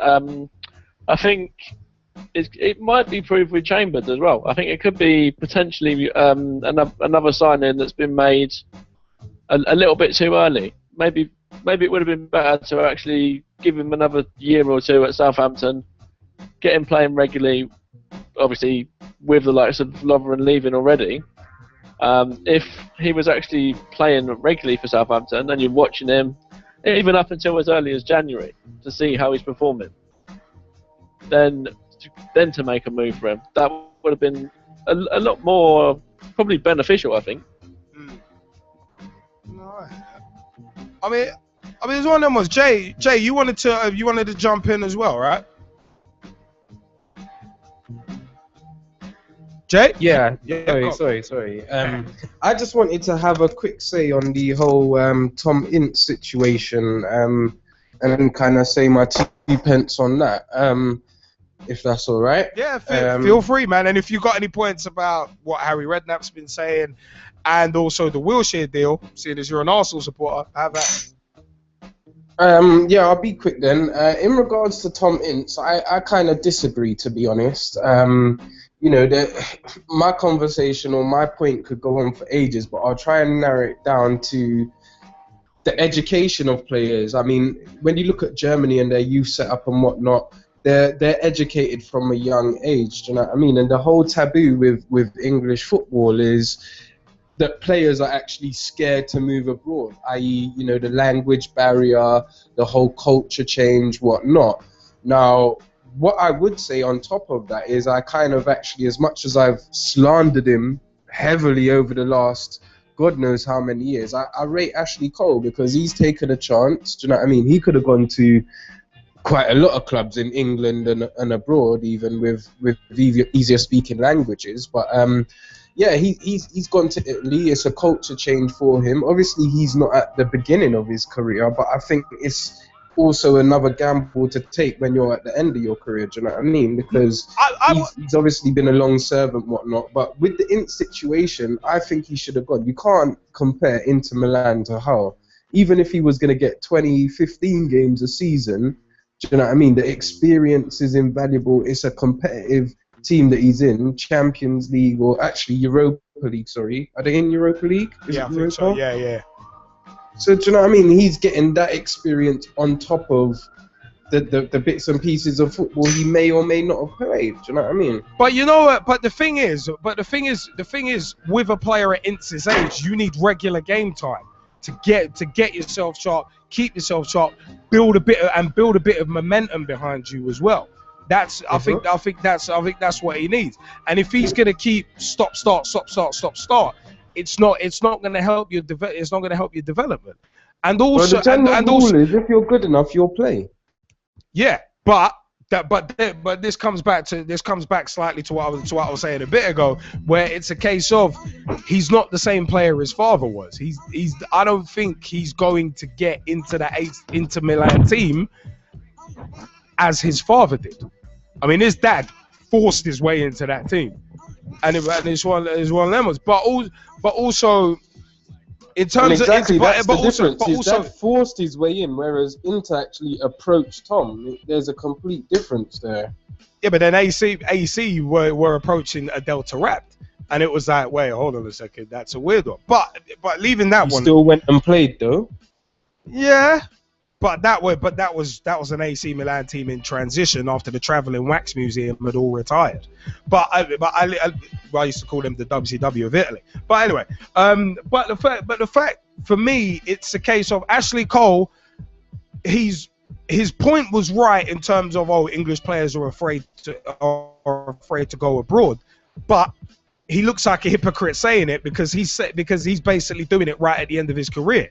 I would have respected him a hell of a lot more, and I would have given a lot more credence to his point if he'd done that at the beginning of his career, whilst he was trying to get into the England team, whilst he was trying to make his way in the game, rather than right at the end of his career where he's already respected, he's already had his success. Now it's time for a swan song. It's like someone like Emile Heskey coming out and saying, "Oh yeah, more English players should come to Australia," but you only went at the end of, but you've only gone there for basically what is your swan song. So it's one of them ones. That's why I think what Ashley Cole said was right, but he's not in a position to say it because he's doing it right at the end of his career for his last payday. My point is why can, for instance, young Germans go abroad, not stay within Germany, which is also a very competitive league, and they still get in the German team? Do you know what I mean? And they've just won the World Cup, by the way, which we all know. So I don't see the hype surrounding English players, from the transfer fees to the whole moving abroad, and it seems a big furore where other countries, they just seem to get on with it. But see, like what I'm saying, like what I was saying earlier, it's the short-termism. especially within the parasitic media, which spreads to fans. Because a lot of fans will see that, oh my God, Adnan Januzaj. Perfect example of a player. 2-3 good games. Oh my God, he's the next big thing. That kind of short-termism happens to so many English players, and then what you get is them players never living up to the hype because they're not allowed, because it's like, right, there we go, throw him into the big Shark Tank, without letting them get a couple of 2-3 good seasons under their belt, let them blossom and develop. It's one of them. That's where I have the issue. And I said, how do we know that he wasn't going to play? Like when Owen went to Madrid or McManaman went to Real Madrid. Do you know what I mean? These were English players that went abroad, took a chance, and were sort of near the beginning of their international careers. Wait. Owen and McManaman near the beginning of their international careers when they moved abroad. No, they weren't. Owen was closer to the beginning of his international career. No, what? No, that was he didn't move till 2000. He didn't move till the beginning of the 2004-2005 season. Yeah, I was gonna say, hey, don't test me on that one, considering I have the live bird upon my chest. But anyway, no. But it's because Michael Owen moved very late on in his international career. Bearing in mind his international career started in '98. He didn't move till 6 years later to Real Madrid. Steve McManaman didn't move to Real Madrid till what, 98, 99? And he'd already been playing in the England team since what, 94ish, 93, 94ish. So, I mean, but fair point. I just don't agree. I think more younger English players should take a chance. That's just the be all and end all of it, really. Oh, of course. I agree with you on that. Of the Premier League, do you know what I mean? I reckon more, because other countries are doing it, and that's what the main thing is. No, exactly. No, I agree with you on that point. We over the last few weeks, this point has come up as a recurring theme over the past few weeks. I mean, Jamie Bailey was mentioning a few weeks ago about why should we have to move? Why should English coaches and players have to move abroad and that kind of thing? We had a huge debate a couple of weeks ago about it. iTunes, Mixcloud, Podomatic, Spreaker. That's where the podcasts are. And youtube.com/PitchTalk. We leave the live show video feeds up there as well. But it's one of them ones. We've had huge debates about that. And Jay, I agree with you. English players should potentially move abroad, especially if you're not getting opportunities over here at the big sides. But it's one of them ones. Players not living up to the hype. That's where the problem is, because the hype is too much. I said with Adnan Januzaj as an example, and I used him as an example on purpose because look at the way he was being brown nosed by our own FA. Oh yeah, we'd love to have him. Yeah, and then he ended up choosing Belgium. It's like, now you look stupid. Now the FA looks stupid about it. With the whole situation with Tom Ince, though, is that, people are looking at it one side saying, he needs to perfect his game, it's best for him to stay in England, etc., etc. But if he went abroad, he's not playing for one of the top 4 sides here. He could be playing for one of the top 4 sides in Italy, which is still a competitive league with the tightest defenses around, one could say. So it's hard to say he's made the right choice, because at the end of the day the education that he would receive abroad is totally different from what he would be doing here. Of course, but then my question would be, is he going to get regular game time? And when you're young, you need to be playing regular.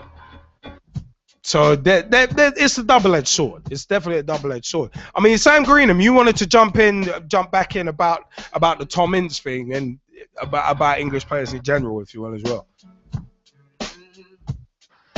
Yeah, it was just a quick one on Jay's point about Inter Milan being in the Europa League and game time for Inter if he did choose to go over there.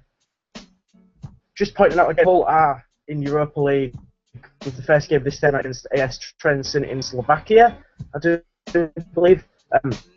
And if you wanted competitive football, even at Hull, you do have competitive midfield with the likes of Huddlestone, Sonny who can drop back into the midfield.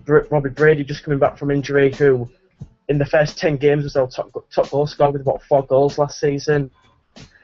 Marler, even Quinn. We've still got a strong midfield. Snodgrass as well, just being signed on. I think if he went to Inter Milan, George Boyd as well. Mike, yeah, still scoring the goals for us. I think if he went out to I don't think anywhere near the starting team, I think he'd be more of a cup game kind of person. And but then maybe, but then it's one of them. Qualified.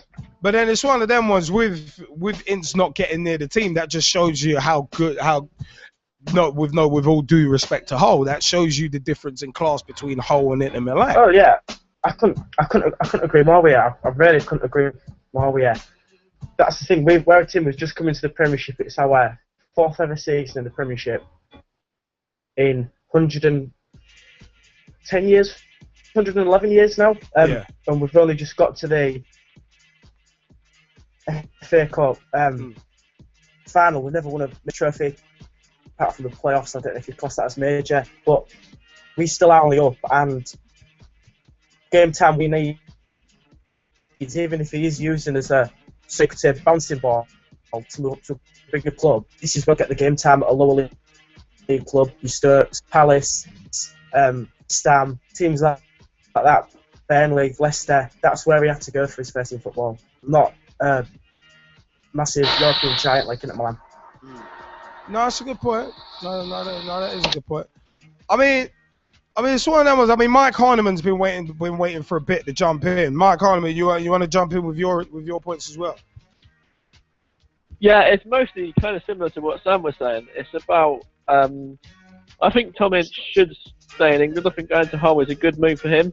I think him and George Boyd maybe could be the whole sort of right sort of midfield and left midfield for next season. I think Ince will be a regular. I think he'll play a lot of games in the league and FA Cup and even like Europa League and that as well. And he's not actually guaranteed to start at Inter. He might be on the bench. He might not be like in the squad at all. Look at some of the players that are in the Inter squad. He's going to be competing with totally different level of players. Yeah, no, I hear that. I mean, Ross Vernon, you wanted to mention something about Ince as well. Yeah, I've been listening to Sam and Jane, and then I've just listened to my points about Tom Ince. For me, like Mike was saying, I've been speaking to Mike regarding it in the chat. For me, I just like to articulate what I've just said in the chat. Mike said Ince would probably have a year, maybe 2 max at Inter, and then go out on loan or be sold. So I said, I agree. I think if Ince went to Inter Milan, I don't think he'd be nowhere near the starting 11 by the time January come around, because we're going to got so many players coming through the academy which they were playing in this International Champions Cup tournament which is being played right now, which you saw their match earlier today. Well, not today, we played against Real Madrid, which they won on penalties. And for me, the players who played in that game looked good on possession, and I think if he wants to be in the England squad in the future, to play one of the wingers in the near future for England, I think he should stay in England.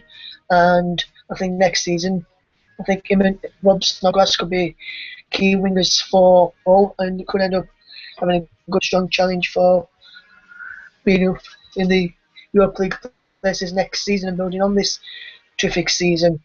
Then yes, he's just mentioned Huddleston, Livermore, Quinn, Marler, Ince, Snodgrass, Brady, Boyd, Walker. That's brilliant midfield.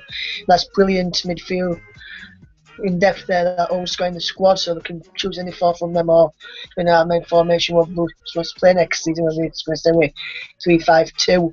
We've got so many players that can choose from. Ince, he has more depth into the squad and gives them more options to go forward in the league and strengthen in that position. I mean, I mean, bringing it back to some of the other issues as well. It's a case of Kieran Riley. You wanted to jump in about the wheelchair smoking issue. Yeah. To be honest, football players smoking, for example, it's bad for their health, as anyone knows that smoking is. Yeah. And also, the fact that he's smoking and he's a professional footballer is going to look very bad on him, as he's like a role model for some younger kids who want to be like him when they've grown up. And then with him smoking, it's going to affect him. It's going to affect his personality, and also people will start having second thoughts about him, if you get what I mean. No, I do. But I mean, like I said earlier, it's a case of football players shouldn't be role models. And also, like I said, hey, if most of them, if they had a brain, they'd be out playing with it. So it's one of them ones. I mean, Wilshere's career, some may say it's stagnated, some may say it's because of smoking. But as I said, I think the parasitic media have made a lot bigger an issue of him smoking in his free time on holiday. I mean, I don't know I don't know if it was kind of a paparazzi guy in a tree taking those pictures, perving over him and Joe Hart. I don't know like what that's about, but it's one of them was how they got those pictures. I don't know, but the fact of the matter is what people do in their spare time. Something I think it should be up to them. The media shouldn't be prying into people's spare time, because at the end of the day, if they're because for me it's a case of if the media weren't trying to pry into a footballer's personal life, then probably no one would have known about this picture. Yeah, it's the fact that so there's there's a moral and ethical issue there. Yeah, it's the fact that like the press and all that have got free press. They can go around doing whatever they like, whether it's like taking pictures of someone doing stuff which is wrong, or following them around constantly. It's the fact that they've got free press that they're able to do it. Yeah. That's why they keep putting all these things in, and sometimes they're 100% true, and sometimes they're 100% BS. Well, on a general basis, what the parasitic media says is BS. But at the end of the day, you got people feeding that machine as well, like these moronic ITK accounts on Twitter. But he's spreading the BS. So it's one of them ones. Jay, take it easy, mate, and thank you for joining us. Hey, we gotta get you back regularly, dude. Yeah. But I mean, it is one of them where it's. Obviously, the media run roughshod over everyone and everything. I mean, just look at the phone hacking scandal. If you want any more proof of that, and they get away with it. Sorry, guys, because I'm on my phone. It's a madness trying to switch to and from the muting mic. So yeah, but thanks for having me. Yeah, and I'll try and make more appearances. Definitely, I've just been real busy doing work and stuff. So yeah, I'll definitely try and make more appearances, guys. Nah, good stuff, man. Good stuff. And you're always welcome, Jay. You're always enjoy your week, all of you, and have a good weekend as well. Take care, man. You too. Take it easy. But you know what? The fact, for me, the fact of the matter is, a lot was made. I said, the media have basically free course and do whatever they want to do, but no one really holds them accountable for it. So it's as I said, football players shouldn't be role models. I just don't think so. I just really don't think so. I mean, Mike Harneman, do you want to jump in about the Wilshere thing as well? Just quickly, it's just saying, I agree with you about the footballers not being role models. I think, but then at the same time, I also think if he's going to let his performances drop because of, his health or anything like that, then he's got to look at himself. He's got to see where he's going wrong and sort of take a step back, if you know what I mean, and concentrate on his game a bit more. Of course. Oh yeah, of course. I couldn't agree with you more. And at the end of the day, a lot of players a lot of people in general life need to take more responsibility for their actions. They really do. It's not just footballers. It's people in general life who need to look at what they're doing. You need the bit. What's it? Oh, I was listening to Breaking Kayfabe commentaries. Breaking Kayfabe with Troy Martin, aka Shane Douglas, and it's he got it right in terms of saying, you know what, you need something like everyone in life. You need to look. You need to look in the mirror. In life, you need to look in the mirror at the person staring back at you and ask, are you happy with that person? And if you're not, then you know what you need to do. You need to make changes. If you're not happy with yourself, you need to change. So it's one of them. It's a mad one. But I mean it's one of them where Tom Wood has said if Wilshere's caught smoking again, I'd fine him 2 weeks' wages. Fair. That's fair. But again, at the same time, what he does in his personal time, that's his personal time. And I said, if it wasn't for the parasitic media and these paparazzi guys, nobody would know. Nobody would, if some paparazzi guy didn't take a picture of him outside of a club, they wouldn't know that he smoked. So, who's at fault? Who's to blame? It's one of those. That's the way I look at it. But a lot more English players on a general basis need to take responsibility for what they're doing. Managers need to help and take responsibility for what their players are doing to an extent as well. But if, coming back to the original points, if Harry Redknapp wants to come out and say people are dodging England duty, name and shame him. Name and shame him, because it's the only way you're ever going to get that to stop. It's one of them ones. Look at this Operation U-Tree thing. Boy, people who were fiddling around with youngsters years ago are getting named and shamed and getting convicted. That should have happened 20, 30 years ago. It's one of them. So, but also with the with the thing coming back to Southampton as well.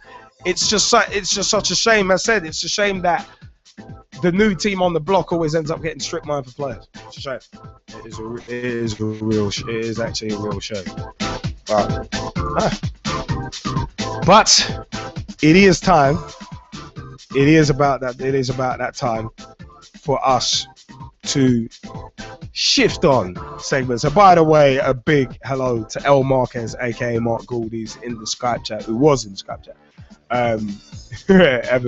Ever so briefly was in the Skype chat. I think he's trying to get back, but Skype's giving him problems. Big shout out to Daniel Frimpong Grant as well. Big time shout outs. What's up, Daniel? But you know what? It is time, baby, for us to get a bit seasoned. Is he dench? Oh no, not that dench gimmick again. You know what? It is time for us to pause that track that we were on, because that is the first week of the Future of the Game special feature. Players, focus, and commitment is the first week. Remember, we got it lined up for the next few weeks. We're going to be talking about the future of the game. So stick around with us. We've got special features lined up for the next few weeks. Let's roll into... I'm going to enjoy this one.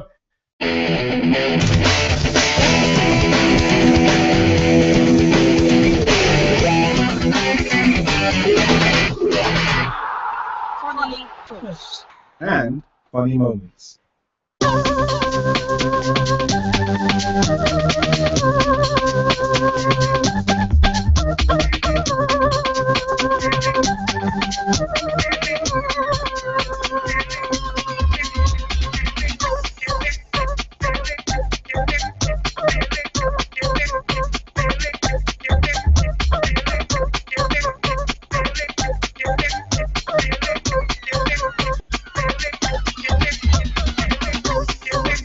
Yeah.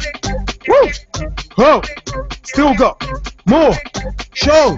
Woo!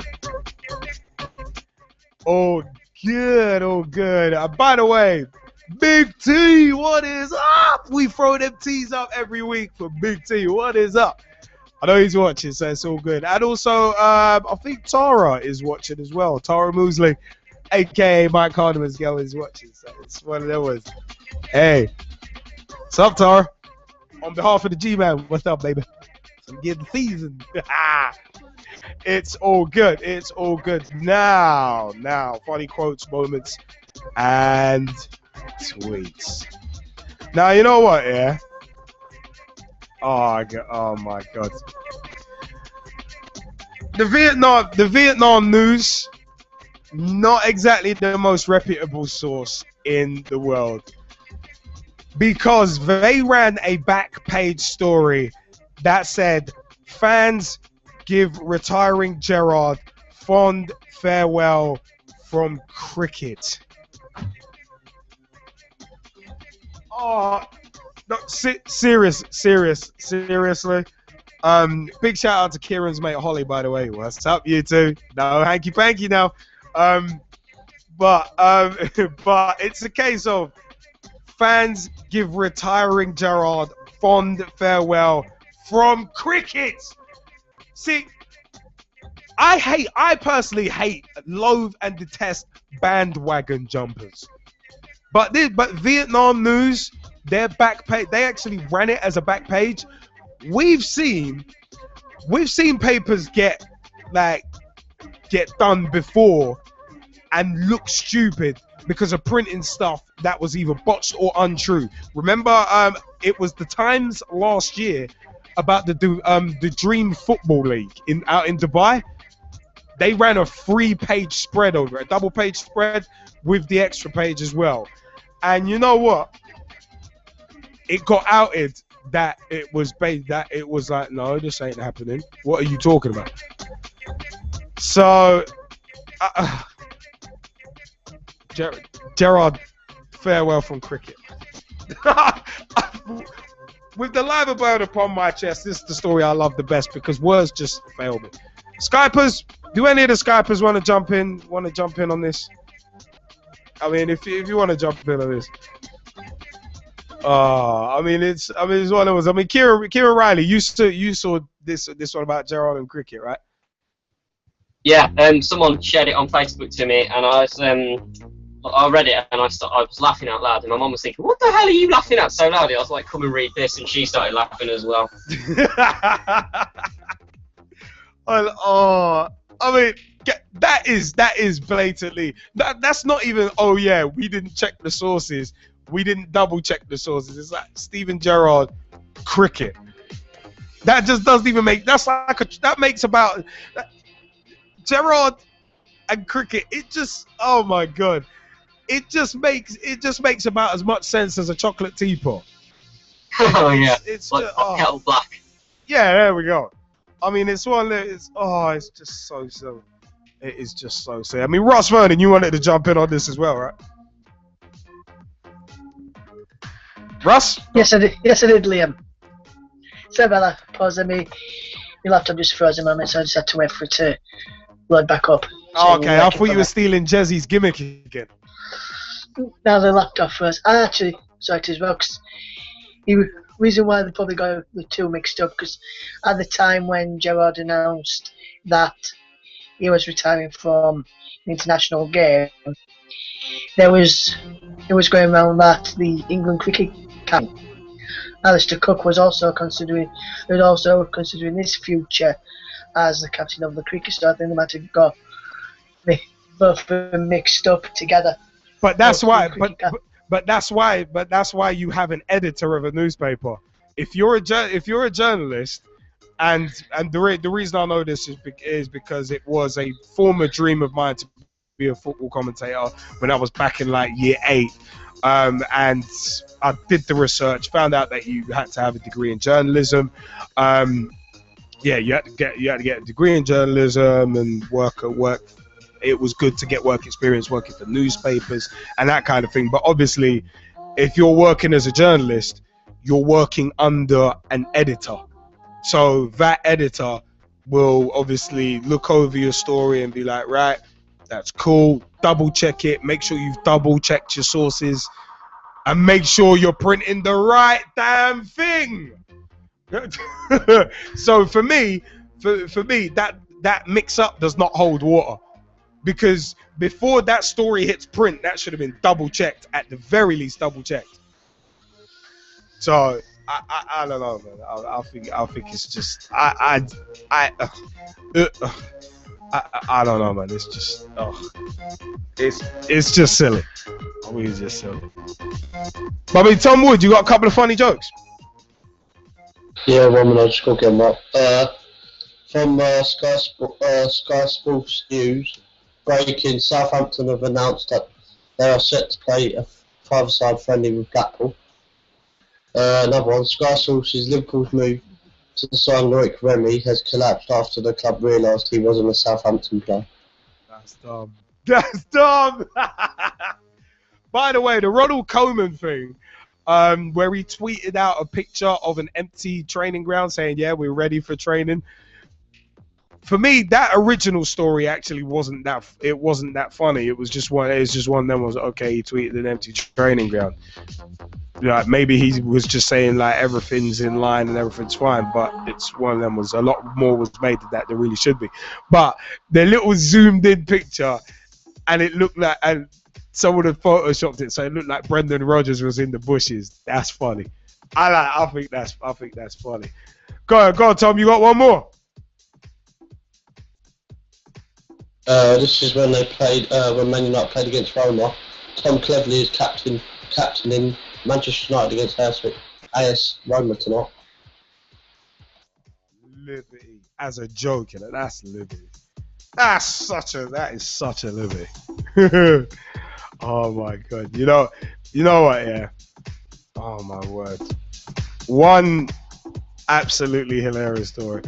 Is this the most ridiculous football shirt ever? From the 23rd of July 2014. Ask Carrick was hilarious. We actually have a Pitch Talk push point about that, youtube.com/Pitch Talk. Spanish lower league side, Cultural Leonesa, have revealed their new kit for the forthcoming season. A black and white shirt designed to look like a tuxedo.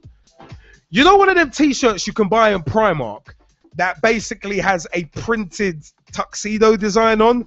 That's exactly what this shirt looks like. I am not even ribbing. That is exactly... There was a video actually on BBC Sport where like they are serious. They are serious about this. This is not... They were as serious as Disco Inferno with his idea about the evil architect named Bill Ding as a wrestling gimmick.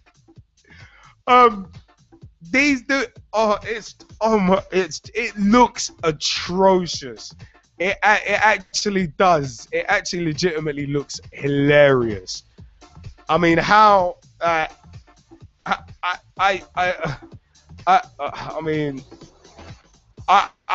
do not know how.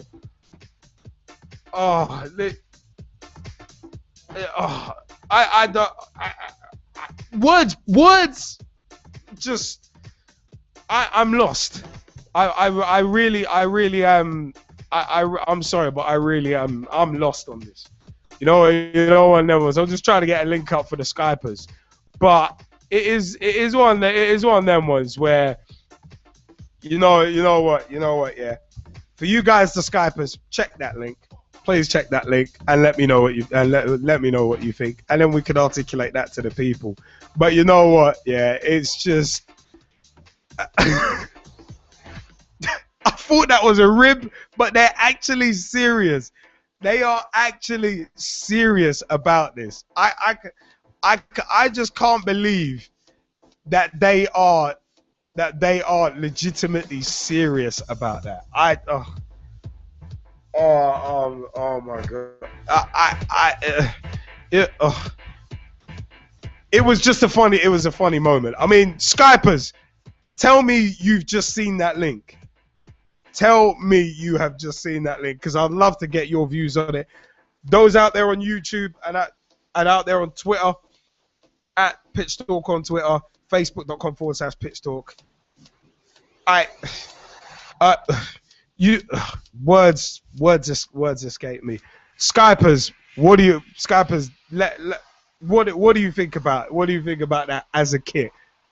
Sam Greenham, because for me that looks like something you'd see on a stag do as a joke, but someone lost the bet. Sam Greenham, what do you reckon, man? I might actually wear that on a night out.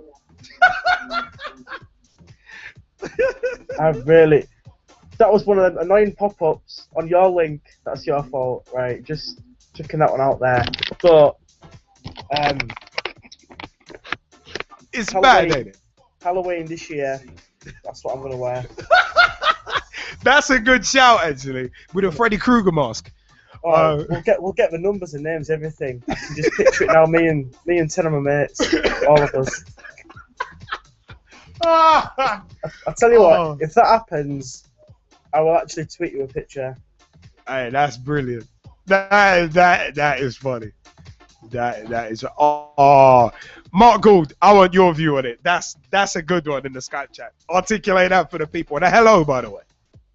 Hey guys, how's it going? I've got to say, that is the dumbest fucking thing I've ever seen in my life. Language, dude, language! We're a family show, we don't allow swearing. Looks like something a bunch of celebrity footballers would actually wear for comic relief to raise money in a fun celebrity game. I can't take that seriously. All you need to do is give them some silver plates and trays and a couple of cups and ask them to run around and try and not spill them on the floor. And you complete. Oh man, just say they all look like dumb waiters. Literally, dumb waiters. Listen, I've worked with dumb waiters, and that is pretty much the uniform we wear. Only ours is even more classy now. We get our shirts from Primark. Oh my god. At least your shirt bow tie is not printed on. It's terrible. It's terrible. Oh, I mean, Mike Hardiman had a hilarious view. Oh, that's good. I like that. Mike Hardiman, bring that out, man, because that's funny. Yeah, I was just saying they designed it especially for the manager, so now he can wear his kit and his suit in one on Cup Final day. Hey, you know what? Yeah, you know where I thought you were leaning to on that? That guy on Football Manager who said, "Yep, I'm suited up for the Cup Final today," and dude was in a full suit with his laptop on his lap, ready to play Football Manager, a Cup Final with Football Manager. This dude looked like he hired out a suit just to play in a Cup Final on Football Manager. This dude is wearing a suit to sit in his house with his laptop and play a computer game. Oh my god. Oh my god. Russ Vernon, you wanted to jump in as well? Yeah, I did, Liam, because what I'm about to say this is if you ever get a job interview and I don't know what to wear, I might go out and buy one of them and then just turn up in that and be like, "What are you wearing today?" "I'm wearing my new suit. Do you like it?" Oh crap. Oh crap. I do. Oh mate, you know it's gonna be one of them ones where the only thing you're gonna get for that shirt if you wear it to a job interview is stars. -5 stars. -5 stars. That's all you're gonna get. But anyway, I mean, Sam Greenham, chuck one in, man. You got another one? Yeah, I'll tell you what, we should all just go out, all of us. Halloween 2014, that could be what we'll wear. Oh, what? Get the kit trending. Get us all down to London. Get all out. Go for it. Oh my god. Come on, everyone has to be up for that. That would be funny, actually. That would actually be pretty funny. Oh my word. Oh, that is one of those. If we have the Ibis tour next year, that's a good idea, actually. But it's terrible. It really is terrible. But you know what? It is time for us to switch segments again. We're in the home straight of the show. You know what? I said big shout out to my other two co-hosts, G-Man and Jesse Fizzle. Big time shout outs. You know what? It is time for us to move, baby, because the show is in the home stretch, baby.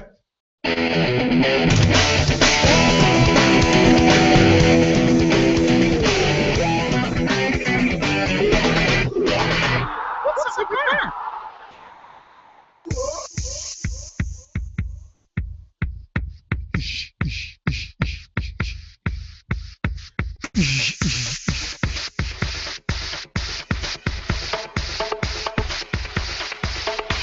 Piss talk.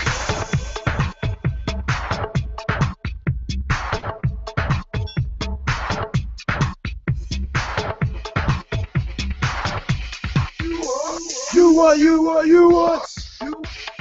This is Pitch Talk every Monday night. Football in the X. This is live. We jump into what's up with that, and Tom Wood has already kind of mentioned something to do with this. But Blackpool Foss stirs Bellicon. Blackpool president Valerie Bellicon has broken his public silence to implore chairman Carl Oyston to immediately increase the squad of just 8 players ahead of the new season. Oh my God, this from July 26, 2014. With only 14 days left at that time until the Seasiders kick off their Sky Bet Championship campaign at Nottingham Forest, they are in the farcical situation of having a mere 8 professional players on their books and no goalkeeper. Sounds familiar. Anyway, but manager Jose Riga, appointed in mid-June, has signed just 2 players since arriving at Bloomfield Road and has kept his counsel amid rumblings of a standoff between him and the unpopular Oyston. That prompted Bellicon to write an open letter to the Oyston family, which was published in the national newspaper on Thursday night, in which the Latvian outlined his increasing concerns and demanded their Premier League parachute payments were used to fund new signings. That is mad. 8 players. 8 players. Do you know how mad that is? What's up with that personified? You know what, yeah? Here's one of them. Was Rigo, who cancelled this weekend's proposed trip to Spain to focus on player recruitment, was dealt a further blow on Friday with the news that goalkeeper Ben Alnwick has signed for Peterborough. Alnwick had been on trial at Bloomfield Road and started last Saturday's friendly against Penrith. He revealed he was set to sign for the championship outfit only for Posh to make an 11th hour approach. That's cruel. I've been at Blackpool and I was actually set to sign up there, the keeper told Peterborough's YouTube channel. But then when I heard about this at Peterborough, it was a no-brainer for me. That's cruel. That is libby.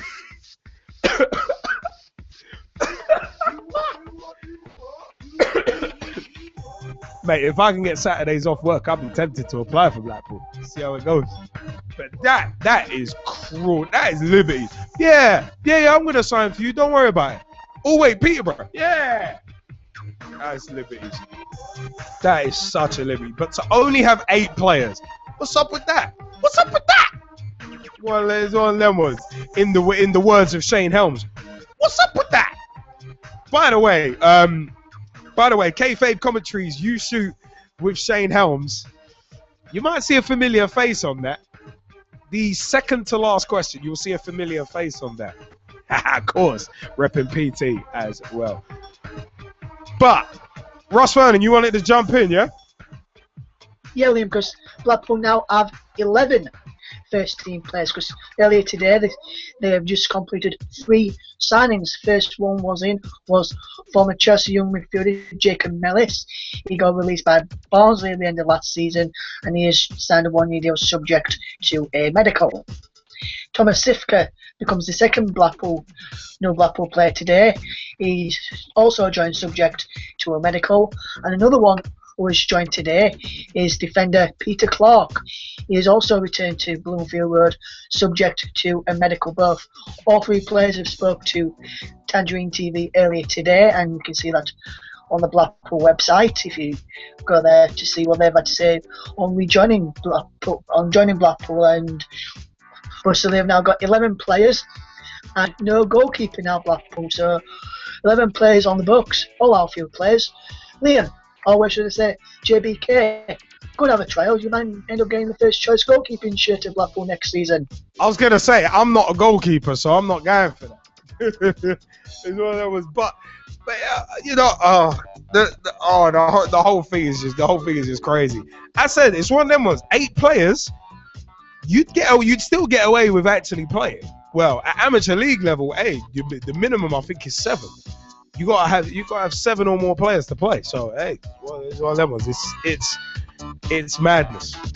It is absolute madness. But Tom Wood, you wanted to jump in as well. Yeah, I remember when Southend only had 8. I think it was like about 8 players, and we managed to recruit like 18 players within a week. Yeah. So it wasn't too bad. That's when we had Paul Stark when he first came in as well. So it wasn't too bad. But reminds me of a bit like my full team. But we've got like 3 keepers, and in total we've got a 32-man squad, and we play 7-a-side football. Hey, you know what? Yeah, give a keeper to Blackpool. Nah, I think they'd rather be settled down here, and I reckon that Ben Ulrich probably went to Peterborough because of Brick. Because Brick probably encouraged him to come down, didn't he? You never know. No, you never know. I mean, there's just some. I mean, there's some absolute. I mean, it's just absolutely crazy, to be honest. It is absolutely bloody crazy. I mean, I just think the whole thing's funny. The painter in the building. Sam Greenham, did you want to jump in as well on this? Yeah, Blackpool struggling for players. They could offer Ahmed Fatih, who I mentioned last week, a 10-day trial like Arsenal did, and see if it gets him any publicity in the Middle East. Oh my word! But it would be their level. Good player for lower championship side. No, I hear that. Could be worth a shout. Could be. No, could be. Could very much be. One of them was, but all I can say is Blackpool better get their foot out. They better get their foot out and start advertising, man. They really need to. Hey, hey Blackpool, you want to approach us for some sponsorship and some advertising? The door is open. Oyston, door's open, dude. Carl Oyston, door's open. Oh my word. But you know what, yeah? Let's move on. Because another what's up with that. Fans discussed as BT Sports, cut away from tribute to supporters killed in MH17 crash. It's from the 22nd of July 2014. We go from the absurd to the very serious. BT Sport had been forced to apologise after cutting to an advert break in the middle of a touching tribute from Newcastle United for two fans who died in the Malaysia Airlines MH17 disaster. We actually mentioned, of course, what happened and the two Newcastle fans who were actually on that plane. But Newcastle United manager Alan Pardew and captain Fabrizio Colacini were walking up the stand to lay wreaths on the seats of the two fans who died in the MH17 tragedy when the broadcasters cut away, prompting fury from viewers. Subsequently, producers only cut back to the match in which Newcastle took on Sydney FC after 5 adverts for just half of the minute silence for John Adler, who was 63, and Liam Sweeney, who was 28. Adverts for Birdseye, Sayat, Strongbow, McDonald's and Expedia, as well as a promotional clip for the channel's coverage of an Arsenal-Man City match next month, intervened with awful timing as the tribute was going on. As a result, furious viewers took to Twitter to register their disgust at the situation, describing BT Sports coverage as useless and a complete disgrace. Craig Bryce, at Brycey 3011, said, great start to the season on at BT Sport, having adverts halfway through the minute silence in the Newcastle game. Useless. Randall Bell, at Randall Bell on Twitter, BT cutting off Colo and Pardew paying tribute, going to the minute silence halfway through and ignoring the minute's applause. Disgraceful. Season ticket holder Daniel Goodall said on Twitter, BT Sport, well done on cutting to adverts when flowers were getting placed and managing to miss the majority of the minute silence. Disgrace. Bill Greaves added, BT Sport would have been nice to have shown the full silence for the two Newcastle fans rather than adverts. Fail. A BT Sports spokesman had to say sorry as a result and was quoted by the Daily Mail as saying, we apologise for any upset caused by a missed time break during the Newcastle game. The timing was unintentional and we will show the tributes and the minute silence in full at the end of the game, as well as put all the footage online. BT Sport also responded later by posting a tweet linking a video of coverage of the tribute on the website as a way of making amends for the incident. Craig Whitney on Twitter said, at CWhitney7 said on Twitter, very nice touch there at the end of the Newcastle United game by at BT Sport, RIP John and Liam. At Chris_Newcastle, Chris Park, fair play to BT Sport showing the minute silence now, better late than never, impeccably observed too. Pardew announced that the club's upcoming season will be dedicated to the two fans who died on the Malaysia Airlines flight. You know what, yeah? You know what? We've seen botches like this happen before. With the live bird upon my chest, I remember the Tic Tac incident. There was also what happened during the World Cup in 2010, where I think it was the goal that Robert Green conceded. ITV cut to breaks. So it was one of them. So we've seen these kind of botches before. But BT Sport, that wasn't even, you know, one of them was it wasn't like a power outage or something like that, which the Tic Tacs thing apparently was. But actually cutting away, that is not even is that just a conscious decision. That's one of them ones where a director has to tell the vision mixer, right, cut to break now. For those who know a bit about TV production, that order has to be from above. The vision mixer can't just go bam and cut away, because they'd get in trouble for that. That's from higher above. So someone needs to get fired. I think for that bad a botch, someone needs to get fired.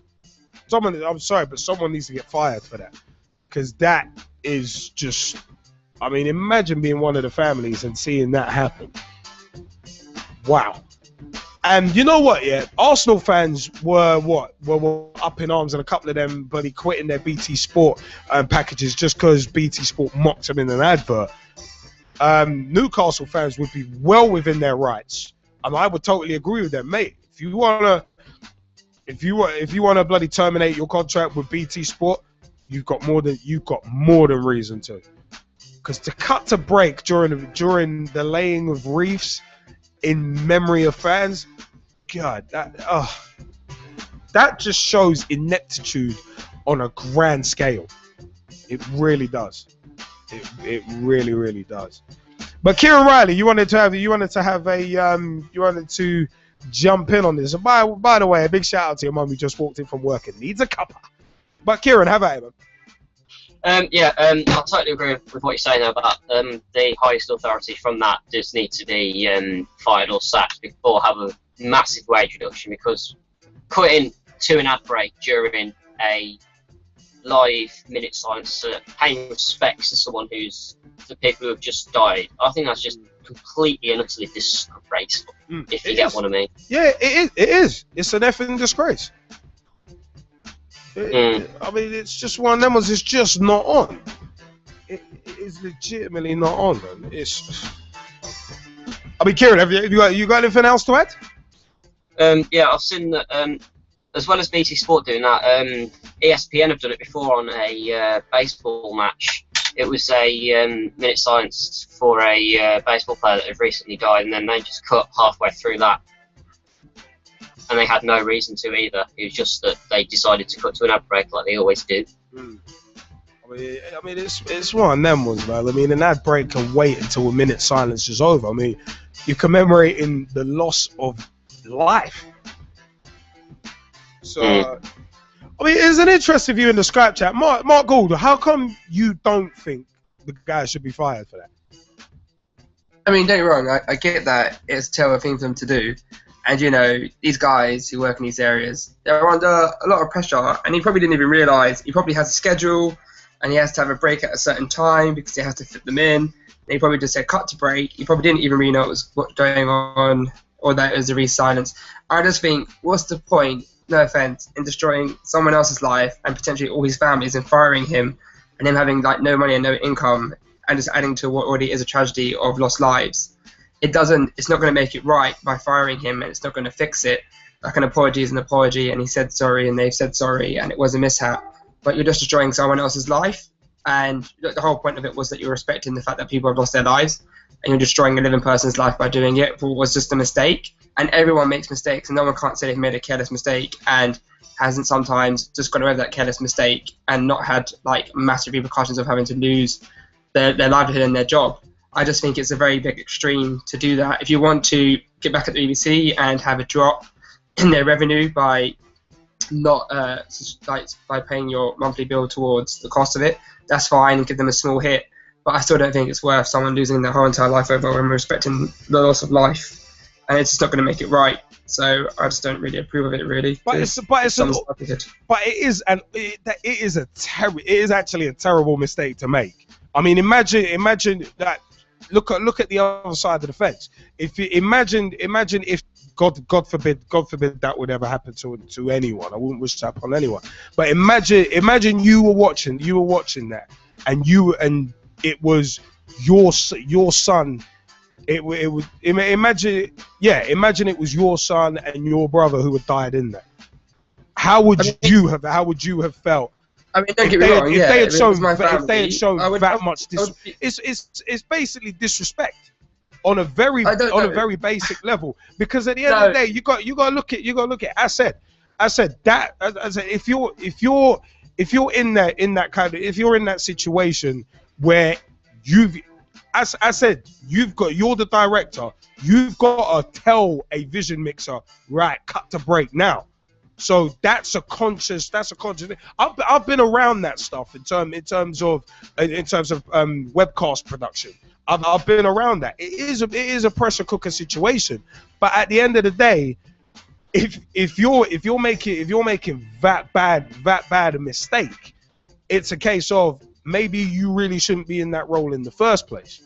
Because that's a pretty basic error. Again, you're taking the extreme. Because like, if that was my family, don't wrong, and I would be in an upset state, and I did see that happen. I mean, we don't even know if they were even watching the BBC and they saw that happen and they saw it cut to a break. So this cut away from that, because you don't know, the fans may have seen it or the people watching it. We don't even know the families who were watching it had seen it, and therefore, if it wasn't for this press, they'd never known it actually happened.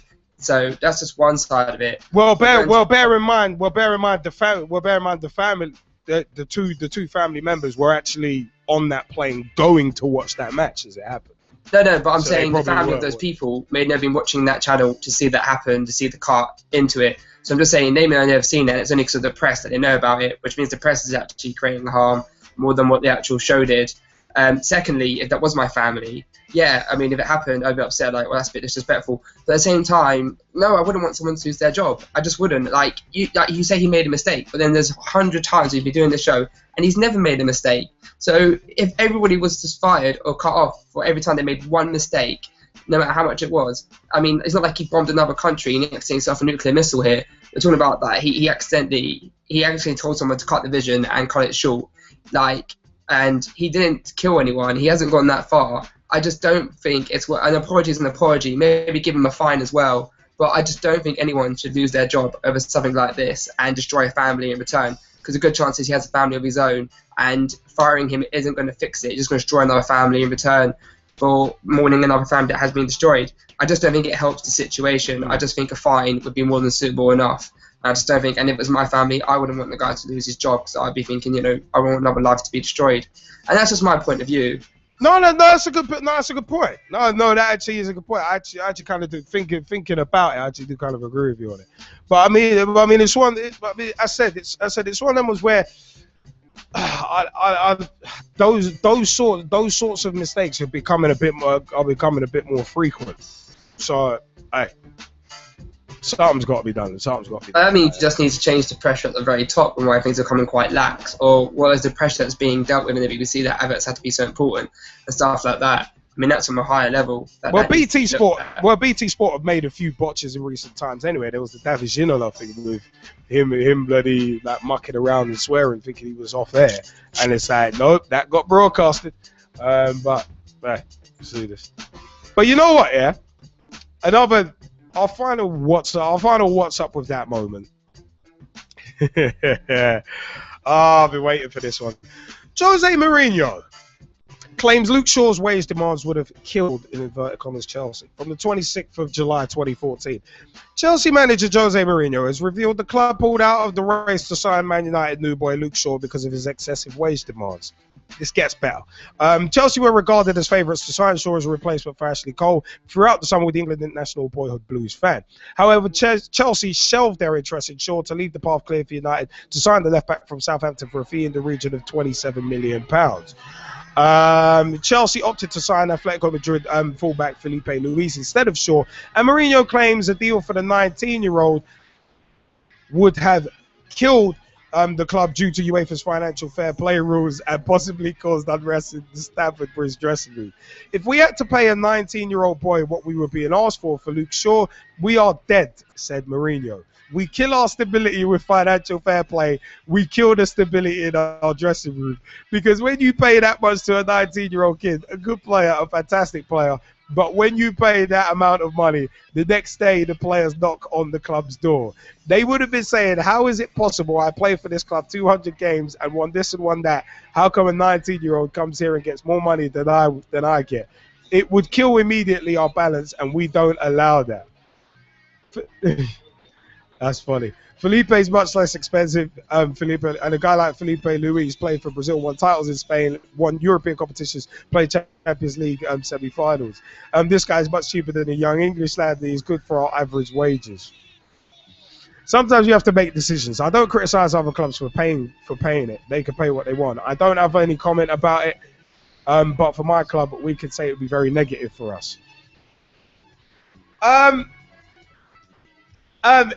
Mourinho, just like I said last week, just like I've said in numerous weeks, you are one of the biggest hypocrites walking the face of the footballing earth.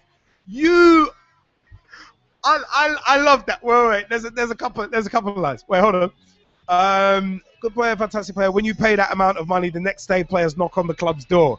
Mourinho, shut your face. You need to shut up. It's one of them ones.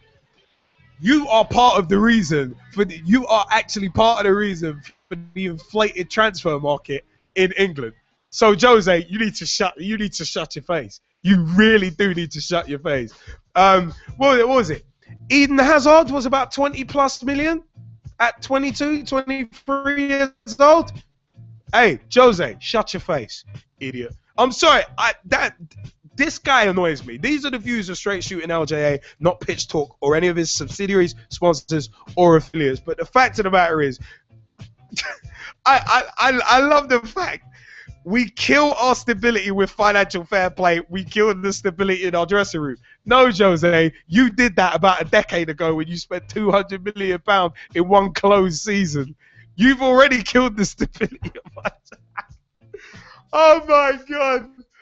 I'm sorry. This is. I find this is hypocritical to the nth degree.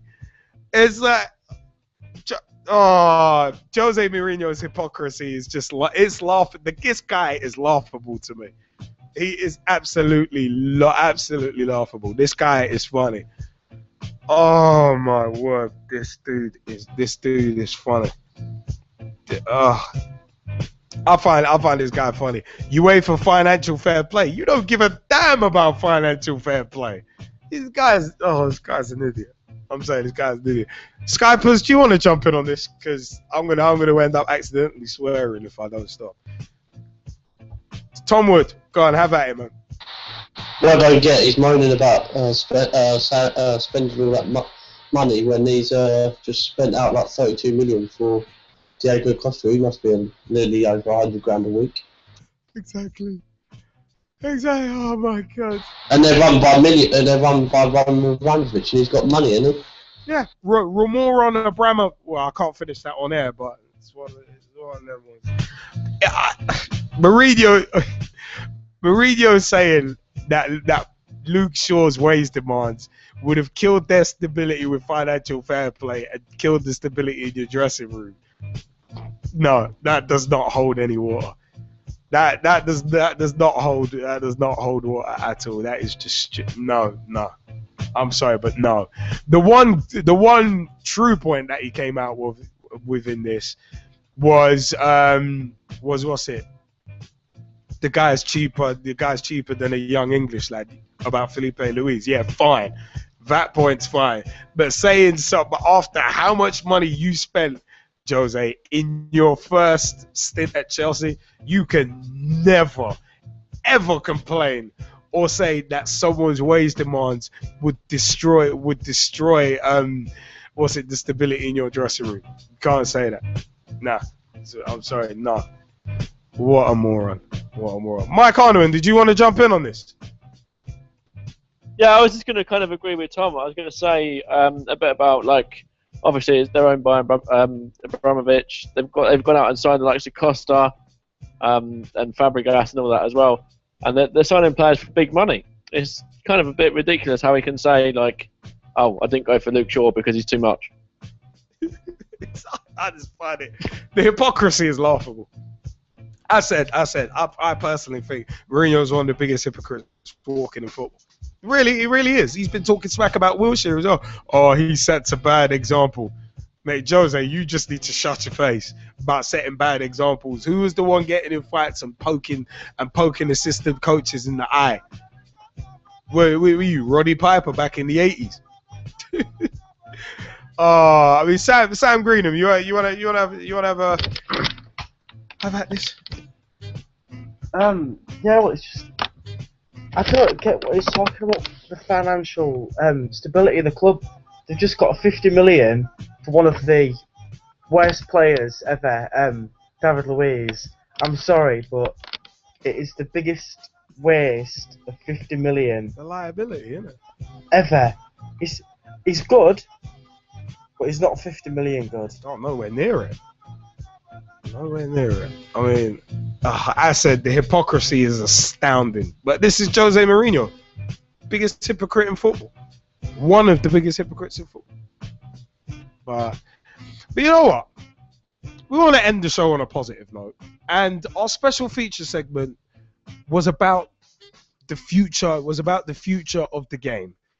And this story is that this story was actually brought to our attention by one of the Pitch Talk family, and that is Mr. Tom Wood. And you know what? Jordan's Footy Club is the title of the story. This is from Thursday, 24th of July, 2014. A new football club has been launched for disabled people in memory of a teenager who died from a heart attack.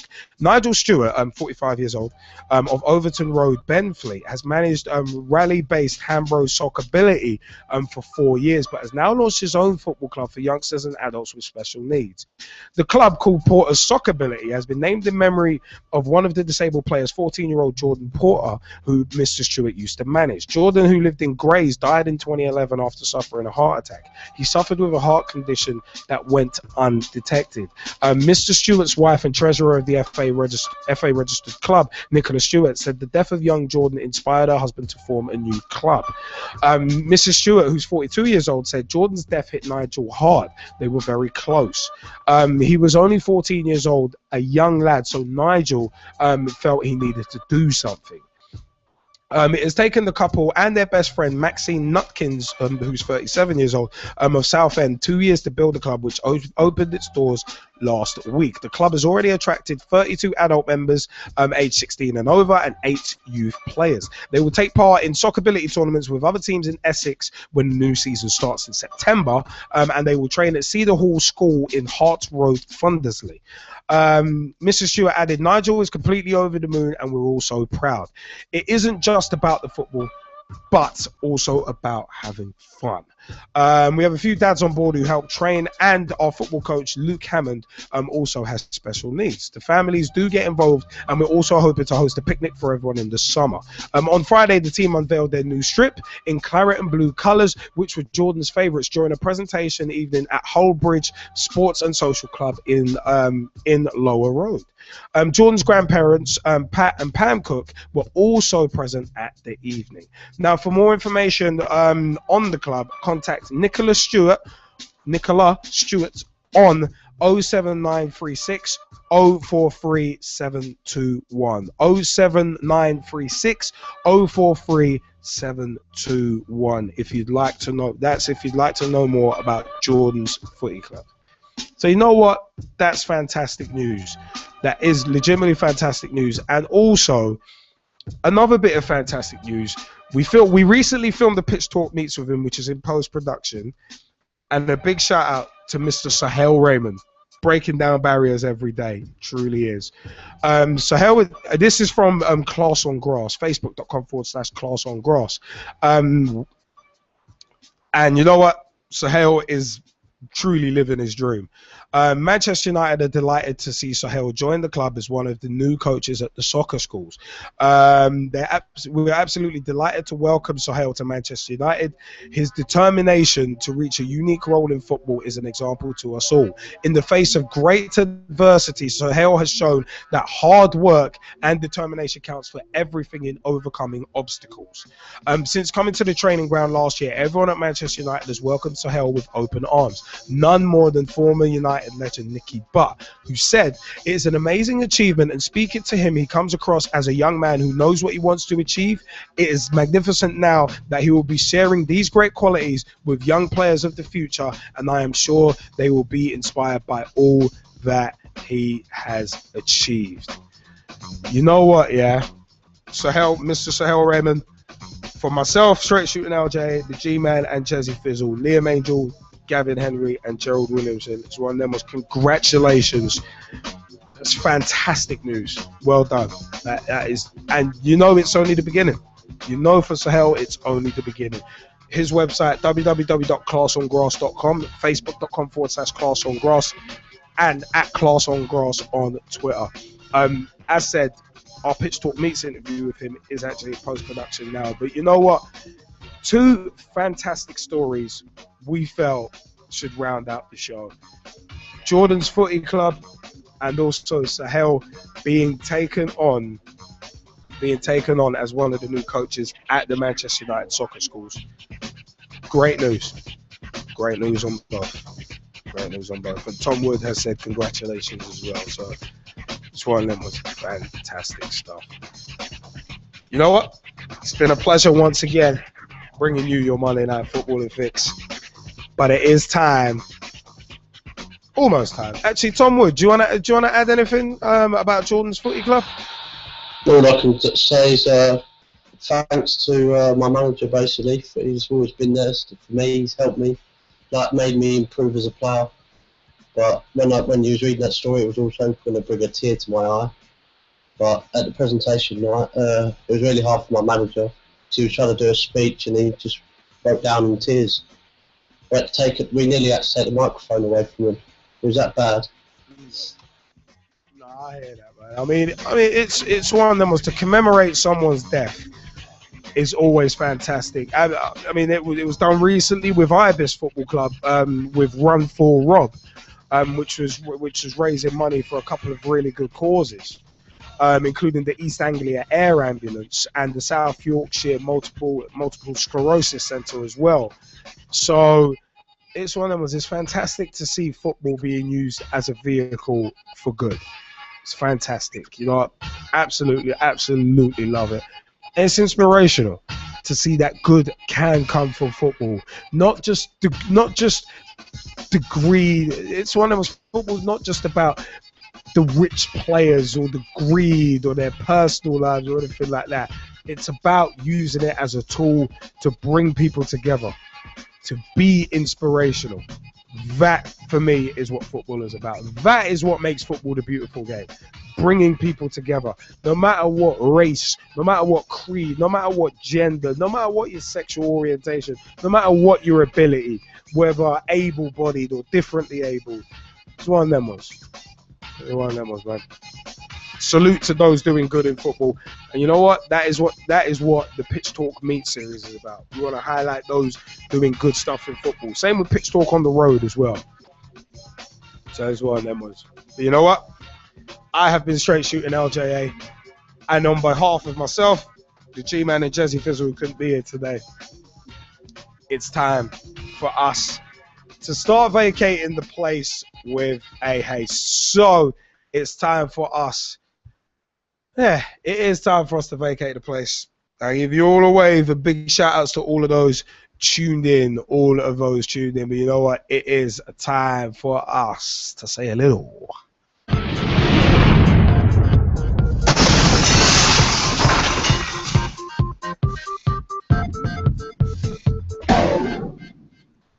Hi, I'm John Sitton, and I'm here with Gavin, Liam, and Gerald on Pitch Talk. The football talk show that pulls no punches and holds back nothing on opinions. Hello, I'm Rob Dress. My name is Christian Carambeu. I'm grassroots coach Manisha Taylor. Hi, I'm Matt Hodgson, director of the 4-year plan, and you're listening to Pitch Talk, the only place to get your Monday night footballing fix. Make sure you join the revolution. The pitch is where we eat. The pitch is where we sleep. And the pitch is where we talk.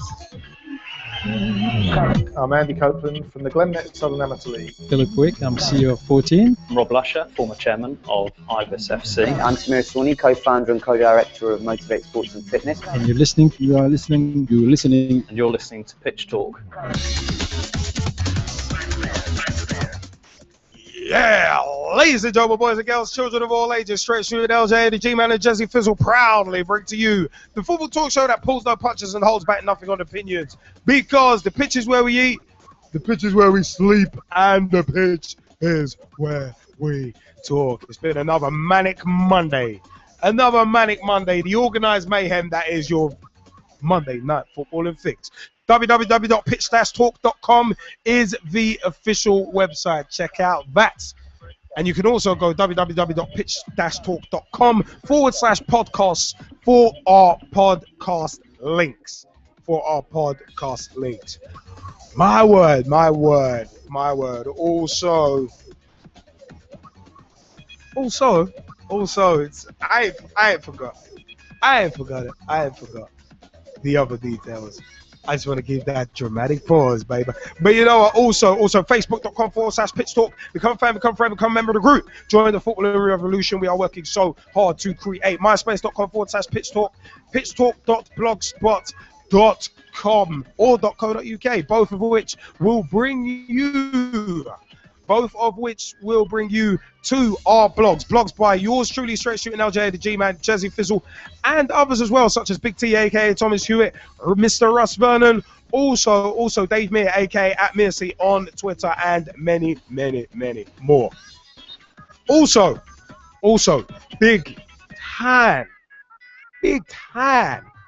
shouts, and you gotta look at youtube.com/pitchtalk for all of our videos, including Pitch Talk Meets, our Pitch Talk Meet series, Pitch Talk at Cup finals as well, and also Pitch Talk on the road as well. Don't worry, we're gonna add some stuff to the Pitch Talk Meets catalog especially. But you know, also so much more. Twitter.com/pitchtalk or @pitchtalk on Twitter. Tweet with us, follow us, see what we're up to. 07535804466 is the mobile number. Call us, text us, let us know your views, and Pitch Talk 1 on Skype. Add us and you can join. Guys such as Tom Wood, such as Russ Vernon, such as Mike Harneman, Mark Gould, the Realist Jay, who was with us earlier, Jay Martin. Also, you can join Kieran Riley, Sam Greenham, among many others as well who were with us. It's one of them ones, man. Big shouts to Sam Greenham too. It's one of them ones. Big shouts to all of the YouTube listeners as well. Huge time shouts. Oh, there we go. Big shout out to Hull City playing their first ever Europa League game. The first qualifying round against AC Trenčín away in Slovakia.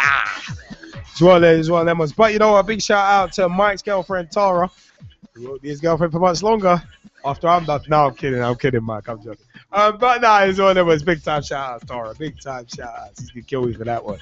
But you know, also a big shout out to JB Bailey, who was with us earlier in the show as well. Big shouts to everyone listening. Big shouts to the Section 357 show. Guys, liking them views, especially about the Drogba one as well. That's quite interesting. Big shout outs to Big T. Big shout out to Big T, aka Thomas Hewitt, throw them T's up.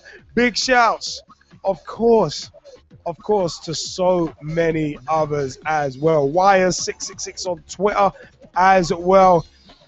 So many shout outs, so little time. But you know what? It is time for us to vacate the place with a haste. So it's time for us to jump out. Because, oh my God, it's been your Monday Night Footballing Fix. We've enjoyed it. Hopefully you've enjoyed it too. I'd like to say thank you very much, everybody. Big shout outs to all listening and spreading the revolution. Good night.